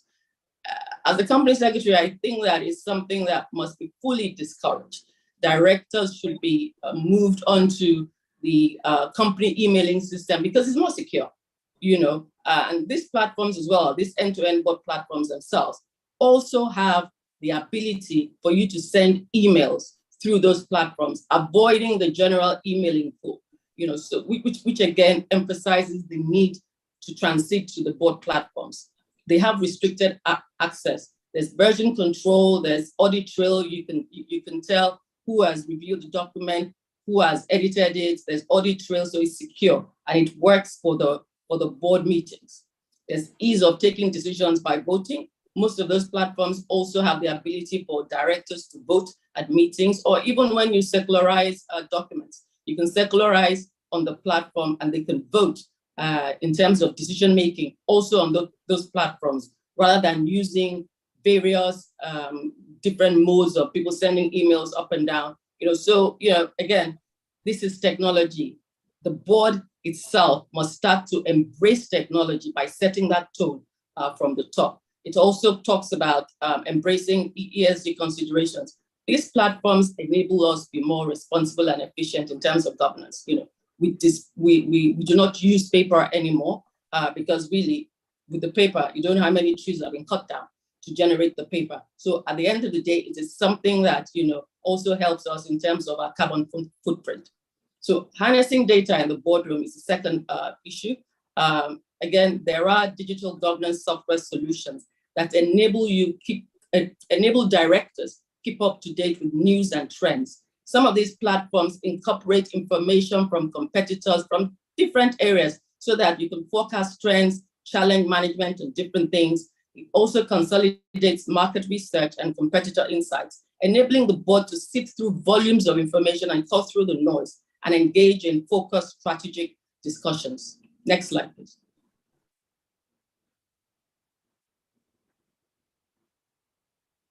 So again, I know that focusing on board composition may seem odd in looking at technology in setting the tone, but board members themselves must be agile. In today's business, if you're not agile as a board member, you really shouldn't be on the board. We've gone past the era of people just following their friends to be directors. You have to have directors who are able to do the business of the institution, who will be dedicated to the work of the institution. There must be, in terms of composition, diversity in age, gender, and expertise in technology, because if you don't have a board that has, a good average age, I wouldn't mention age, but a good average age in terms of composition, you may not be taking decisions that are in tune with what is going on today. And I think the word that is used today is you may not be as woke as you want to be in terms of running your business, no matter what industry you're in. You also must ensure that there are right people for watershed events. Bring in specialists as against generalists. Again, the era of just bringing all types of people as directors is behind us. As company secretaries, we must guide our board in focusing on specialists rather than generalists, people who are able to add value so that we have clarity in terms of diversity and expertise on the board, ensure inclusiveness and entrepreneurship as well, and diversity of thought and reasoning. Again, there are modern governance software tools that provide access to a database of potential good, diverse specialist experts and enables you identify the right candidates. Yes, the tools are there, but still they're like a guide. They're not supposed to be used in full, but again, they will aid decision-making in identifying the right candidates. Next slide, please. So I thought to also delve into the use of artificial intelligence and its relationship in terms of the role of governance, And, I picked up a simple, because, company secretaries, lawyers, and we're not very tech savvy, very, very simple definition of AI, which is really is computer science aiming to perform tasks that replicate human or animal behavior or intelligence. So, yes, it sounds like, yes, the machines are taking over, but, that is the future. There is no way today that you can run a business, a good business, sustainable business into the future without embracing AI in one form or another. Yes, it is scary for most people, but it's something that we must all, one way or the other, find what suits our business and embrace it. At the foundation of AI is big data analytics, algorithms capable of learning and thinking and processing of data. Data is important. Yes, data is fed in by people, but again, you just have to be able to put in the right data so that you can get the right information that will help the board in its decision making, as well as shareholders. The use of AI can provide reliable information for boards and shareholders. It can improve the audit process with not just analysis of historical data, but also forward-looking data. Given the opportunity to transit from that periodic monitoring of quarterly reports of historical information to continuous monitoring, you can get up-to-date information using the AI, which is why a lot of banks today have embraced AI. And as company secretaries, try and understand how that AI is used in your companies, and you'll be surprised that you can actually pull some of it and help your board in getting the right information It can also help track optimal capital allocation, for example, because again, it is what is fed into it. And most of it also today in terms of AI, there's a lot of machine learning. So the machine itself updates the information. There's deep learning. It can learn as you put information in, it learns and it starts to do things closer to what humans can do, but faster. So again, don't run away from it. It makes life more efficient. It makes it easier for you to do your work and to guide the directors properly. Digital technologies, no doubt, transform the nature of a company. So, there must be changes in corporate governance requirements, mechanisms and regulations across board. Yes, I think the regulators are still slow in terms of adapting it to corporate governance requirements. But at the end of the day, it is something that we must all do. Transformation into digital is clear. That is the way to go. Next slide, please. So again, the AI can enable automation of certain board functions, like selection of directors. I have seen this used where you can use algorithms to determine the right person for a board vacancy based on feeding the characteristics and data from you, based on what you think you want in a director. And these tools are able to come out with some information, as to who the right director should be amongst a pool of people that you put together. But again, it is, taking it slowly. So for me, it's something that aids but should not replace human judgment. It is useful because it saves time, because sometimes you get loads of CVs. So these AI is able to actually help you simplify that process. But, you must still use human judgment in coming to your final decision. So yeah, again, for the full benefits of AI to materialize, there is need for the regulators and industry players to adapt to the capabilities of the technology itself. Let's not run away from it. It's here to stay, so we may as well embrace it. So are there risks to embracing technology? Well, clearly there are loads and loads of risks. But again, as it is the future, there's very little that we can do, which we just must identify what these risks are. Some of it is security of information, data getting to the wrong hands, which is why, for instance, those end-to-end board software solutions are useful, because when you use, for instance, emails, they can easily get into the wrong hands. It doesn't mean that with this platform it can't. Somebody, yes, can hack into it, but you must continue to upgrade those platforms as quickly as possible, because it continues to evolve. Technology is complex. Yes, there's a lot of exponential digital footprint that is left.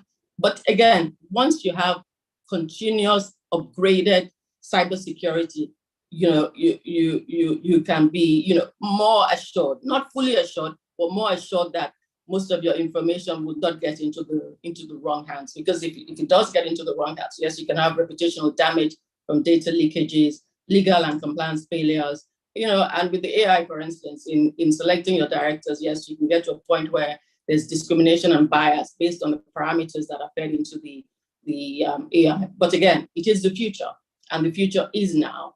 So boards must learn and identify what best suits their businesses and continuously evolve ahead of any potential risk and cost of cyber attacks. Next slide, please.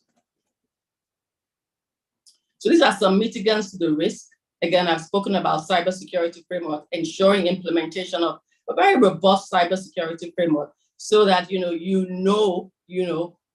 where you can sort of envisage where the risk may be coming from. It may not be foolproof, but as technology people, we must work closely with the technology team to understand, okay, when we put in place these board platforms, what can go wrong? Where are the loopholes, so that at least we're able to secure it and avoid certain things that may lead to data leakages. Corporate data security solutions are also very key in terms of mitigating the risk. Our corporate emails should be such that, identify information that should be internal and those that can be sent outside, those that are restricted and those that are confidential.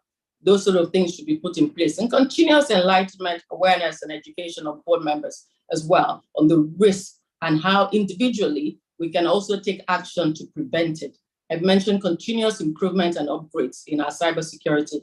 This involves technology people also being up to date with what is going on outside and continuously feeding,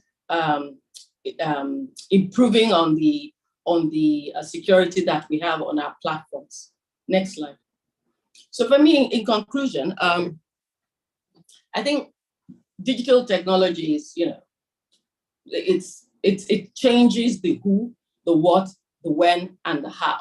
It can change how we do things, who does things, what we do, and when we do things. And it is the future again. The future is now. As company secretaries, lawyers, we have to embrace it. We should not run away from it. We have to learn it, even if it's basically learning it. We have to know what AI is. We have to know what blockchains are, so that at least you can also guide the board members. And again, it talks about, also having board members who are open to learning, because if you don't, if you're not open to learning, there's very little you can do to prevent certain things from happening. Your business will become antiquated. You fizzle into the future, like into irrelevance. Like, today, before we all used to use Nokia, but today who talks about a Nokia phone? Nobody talks about it because they were slow in acting. They were, they were not moving with technology, which is why as individuals, as company secretaries, we must always be alert to new developments. We should not say that, oh, technology is for the technology people, or for the business people. We ourselves, as company secretaries, should be able to guide our board into knowing that, yes, if we're saying, oh, this is how the business should run, we ourselves, our board members, must also lead from the top. There's a fundamental change that technology brings. It creates the need for, clearly, there's a need for broader corporate governance overhaul, because at the end of the day, yes, there's technology, but the overhaul needs to be done on corporate governance so that some of these things can be incorporated into it. Because, you find that there's some institutions during the crisis, during the COVID pandemic, who were not able, to have certain meetings because their statutory documents did not provide for virtual meetings. So people had to quickly go and review their articles of association so that they can incorporate that into the regulators themselves. Had to be making, different directives, so at least enables companies to continue in business the way they would have done. So regarding AI, in order to be future-proof, I think each company must focus on determining what type of AI is best from a corporate governance point of view. Yes, there's still multiple open questions about AI, but the time is now to get on board, to understand it better, starting from the board. I must borrow from what the chairperson said at the beginning to conclude. I picked some phrases from her presentation. She says, adopt an attitude of lifelong learning. I think for me, that is something that as company secretaries we should do. And secondly, she said, don't be intimidated by technological innovation. So please, don't be intimidated by technological innovation. You must learn it. This is the way of the future. Thank you very much. Wow, this is awesome. I'm very, very excited to be part of this program. Thank you very much, Denike. This is truly, truly exciting. And for those of us who are a little bit shy of technology, I'm just going to encourage you, if I, Mosu, can embrace technology, then anybody and everybody can embrace it. And one way that company secretaries can actually help is to also encourage your board members, because I remember in Access, because a lot of us were not very tech savvy, though we're using our diligent board book, but diligent is just for board papers and things like that. You can do a lot more. We actually had a board committee on technology, and it focused on training. So that was when we learned about blockchain, we learned about artificial intelligence and things like that. And as Denike has said, yes, technology it won't do everything for you. It just facilitates your job and makes, big data analysis and things like that. But then the judgment is all dependent on you. So it doesn't take off the human aspect. So thank you very much, my panelists. This is incredible. I have some questions, and we're going to go rapidly to the questions. Nike has sent me some questions, but there was one that let me start with the one that I got myself, and I think this question is going to be for Bidemi, and Falaromi David was saying, why are there no benefits, terminal benefits for EDs? And I'm going to tie that to another question that says that something about how do you balance short-term performance reward to long-term sustainability of the business? So how do you reward or compensate either the board or management for that? So how do you balance short-term gains with long-term sustainability? So Bidemi, can you please take that? And right, I actually answered the first question already, because the discussion really was around terminal benefits for NEDs, not EDs. EDs are employees of the company, and by virtue of that, they would ordinarily have terminal benefits, provided they meet the requirements of how long they should have stayed in the organization. But the discussion that my presentation touched on, the emerging trend around having terminal benefits for NEDs. And I said, from my own point of view, I believe it's not appropriate. And I think I've seen another comment where somebody has said it's self-aggrandizement or something like that. I wouldn't recommend it. And I think that the way to deal with it is to have a policy around it. So what we've done, because it did come up in my board, and immediately I was quick to say, by virtue of our own policy, we do not have terminal benefits for non-executive director, and the matter rested at that point. So if you have a policy around it, then there will not be any discussion. So that would be my advice to company secretaries. So on the other question around how do you balance short-term gains, short-term performance pay for executives to long-term sustenance. I'd said it that a couple of the laws that I had mentioned actually talked about tying the reward or incentives or bonuses to more long-term metrics. All right. So you can have, apart from profits, which is a bit short-term, all right, you can have some other metrics or financial indicators that touch the very that relates to long-term success of the organization. All right, so, and you can tie the bonus or incentives to that. The other thing I think the Code of Corporate Governance has done very well is to say that while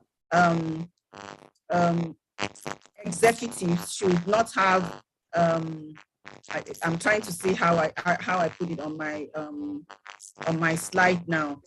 Something around, let me just speak to it properly. Let me not speculate. It says, NEDs should not receive performance-based compensation, as it may lead to bias in their decision-making and compromise their objectivity. But executives are able to have performance-based, all right? And for me, that is one way also to balance the two. To say that for NEDs, it's not about performance now. It's not about you make the profit, you make the turnover and all of that. It's about the long-term sustainability of the organization, how stakeholders viewing your organization and looking at it to say that it's going to be a going concern into the future. You have the right fundamentals in place, to ensure that this company doesn't crash in 5 years' time. So I think that's the way to balance both both interests, because you do need the short-term profits as well. That's how you actually build your track record. But there are metrics also within your financials that also speak to the long-term sustainability of the organization, which the board should be focusing on and tying performance-related pays to. I hope I answered that question. Thank you very much. Thank you, Bidemi. Let me also share my own experience. At Access Bank, the board charter clearly says that NEDs are not permitted to have board bonuses. And like you said, it provides independence of judgment. So, because I know some banks who give a lot of board bonuses. When you give a lot of board bonuses, you're compromised. So when I get $500,000 for every year, it is unlikely that I antagonize management, that I antagonize the CEO. So for me, I prefer for board members not getting board bonuses. At least then you can, and as long as you choose people of integrity, people who don't depend on the sitting allowance for survival. So you have to be very strategic in the choice of your NEDs, because if by just coming, that's the only way I can survive, then I'm also compromised. So thank you very much. And you were talking about short term. Yes, you need profit in the short term, but one way that we have also been able to do it is say, okay, you will get some bonus. However, for the long term, you will get shares, and your shares, you can't claim your shares until a number of years. So there's so many ways that you can balance both short and long-term rewards. And thank you very much, Bidemi. So I'm going to go talk to Uche now. And somebody saying, okay, sorry, before I go, I'm also going to address something that somebody was saying: should executive directors be paid sitting allowance for their attendance at board meetings? And if not, why? Because I understand they are employees and at the same time are equally legally liable, like NEDs. So why shouldn't they be compensated? We had this argument when I joined the board when I became ED in GT, and specifically, it's part of your role. So when you're talking about compensation, as executive director, my salary was higher than my salary as a general manager. So I have been compensated for the additional role. And it's not as if for NEDs, they are leaving their primary assignment, their primary work to come and sit down. So they're taking time off their work. But for EDs, that is part of their responsibility. So they're just leaving their desks to attend meetings. So I'm very clear. And for banks, for example, CBN is very, very clear and very adamant that EDs should not get sitting allowance. Now, sorry, coming to Uche now, we've been talking about conflict. And this question says, is it better to manage a conflict or avoid one? Which, in your opinion, is best, avoidance or management? I think Madam Chair is a very straightforward answer. Of course, if you can avoid conflict, of course, that's your best case. They say prevention is better than cure. It's cheaper than cure. Yeah. The reality is that human interaction doesn't give us that luxury. Let me give you a clear example. I have been company secretary of a board where we have no conflict of interest, because the process of dealing with that conflict of interest is so complicated that no director wants to get near it. So that's a preventive mechanism. When you disclose, you hold meetings, they ask you to stay outside, they are talking about it, then they say they will, for banks, you have no option, you have to put it in your AR. But for the manufacturing company where I was, you have directors who don't want their name at all to be associated with anything like conflict. So I would say that prevention proved more cheaper and more distant than cure. However, I think that's an exception to the rule. Generally, you will have conflict, especially when the business is being managed by significant shareholders. Okay. I mean, there's the reality. You will face that conflict. So it's better to be prepared for it than just to wish it away. That would be my answer.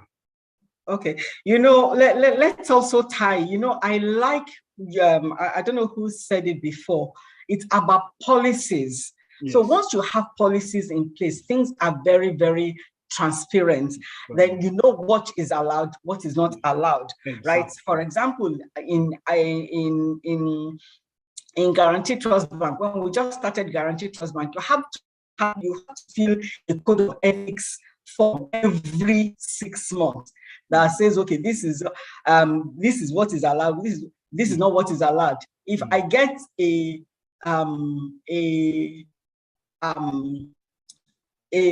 present that is worth more than a certain value, I give it to the company secretary if I can't refuse outright, because some people insist that they are, if you refuse, then they feel slighted. I have to declare and give it to the company secretary. The company secretary then auctions it.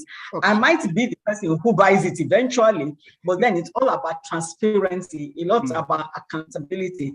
So once you have policies in place, it makes things a lot easier. And a quick question for Uche again. Somebody wants you to expatiate when you said creating positive alliance. What does that mean?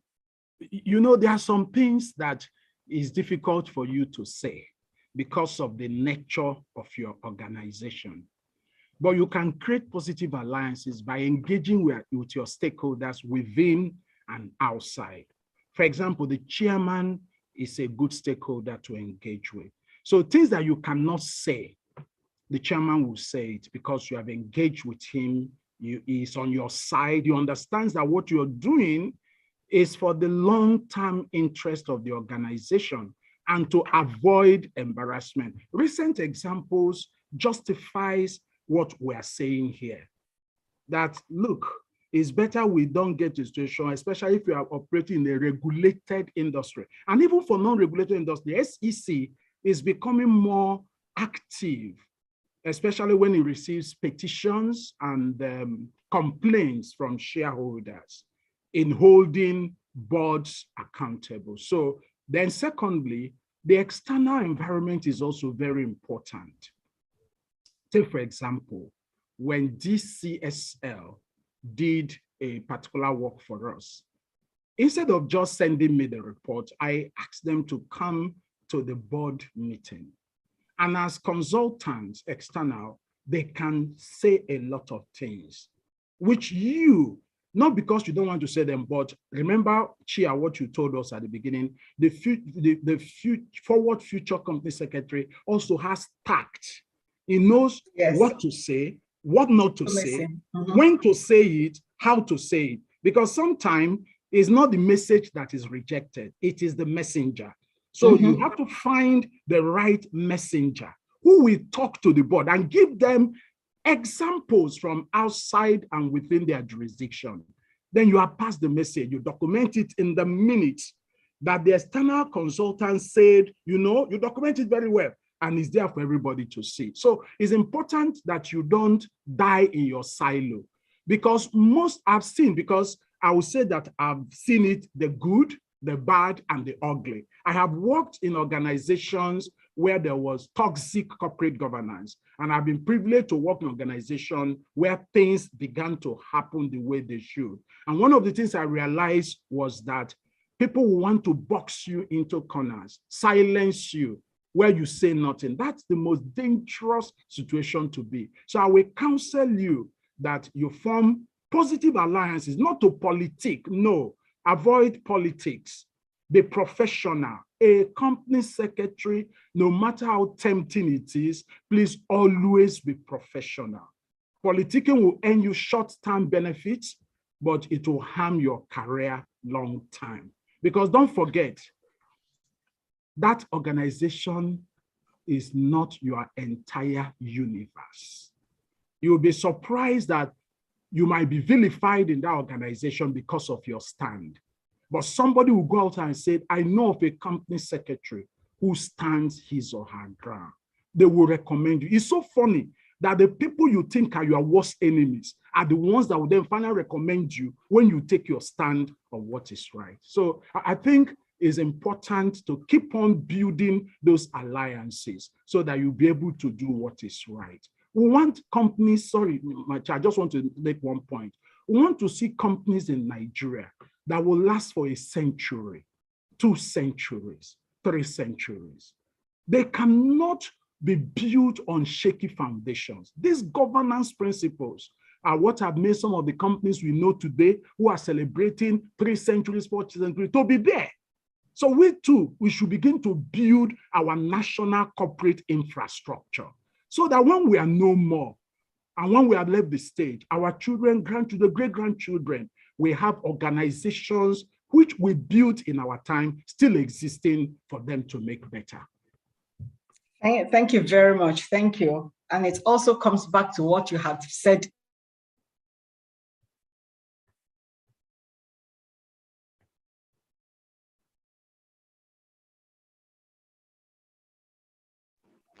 I think we lost. Lost the chair. She's muted. Yeah. But she's sorry. Oh, she's back. Okay. Yes, thank you very much.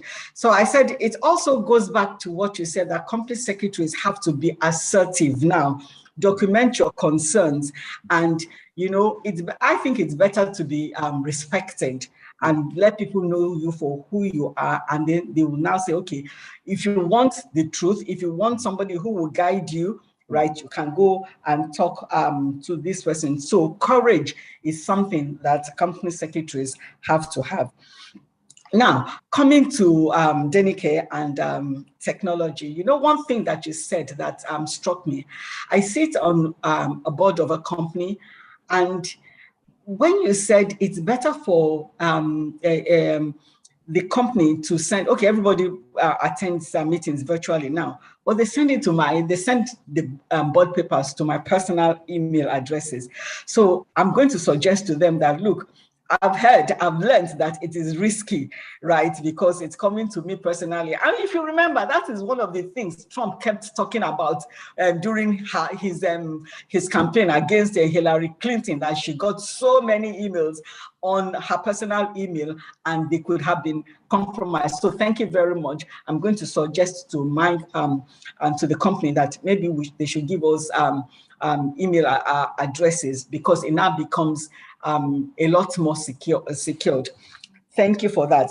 But coming to the questions that one of the participants asked, he said, it is quite easy to state the location or venue of a physical meeting.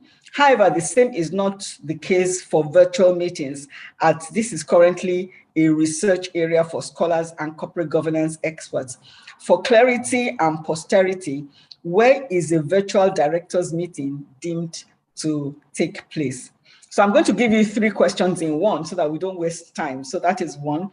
And he says, secondly, what happens when the meeting loses its validity by directors dropping off the meeting due to network and technological glitches? Do we pause deliberations and wait for the meeting to be queried, or just proceed without having the requisite number of members? And the third one that was stated by someone else is, how far are we from robot directors? Okay, thank you, Madam Chair. I'll start from the last one. In terms of the robot directors, in my research, in preparing for this workshop, I came across 2 actually. It's a Finnish company that tried its hands on an AI as a director, and also a Hong Kong fund that also has AI as a director. It's still in trial phase. Those are the 2 that I came across, but clearly, if there are 2 trying it out, I can tell you that it is coming. Yes. It definitely is coming. because the AI can learn, they learn from you, they learn from the different things that you feed them with. So clearly it is coming. The second question on virtual meetings, when you start up a meeting and you have a quorum at the beginning, and in the course of the meeting, people drop off. From my own experience in meetings that I've attended, I think what happens, what some people do is that once they see that the quorum is no longer there, they actually stop the meeting and make sure that they have a quorum, just so that that meeting is not invalidated. Yes. I also know of another company that has said, okay, once they start with the quorum is okay, but I would tread very carefully with that, because you just never know which angle somebody can come at you from. I think the last one is the venue of the meeting. Yes. The ones I've seen that the company, the secretariat that sets up the meeting, sets the location as the venue of the meeting, but they reflect the meeting as being virtual. So that it is clear that it is a virtual meeting.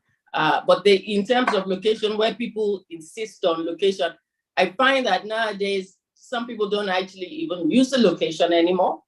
They just say it's virtual meeting without putting a location. But where you have rules that say that you have to put a location, people have put the location of the company's head office. I think the laws will continue to change because it continues to evolve.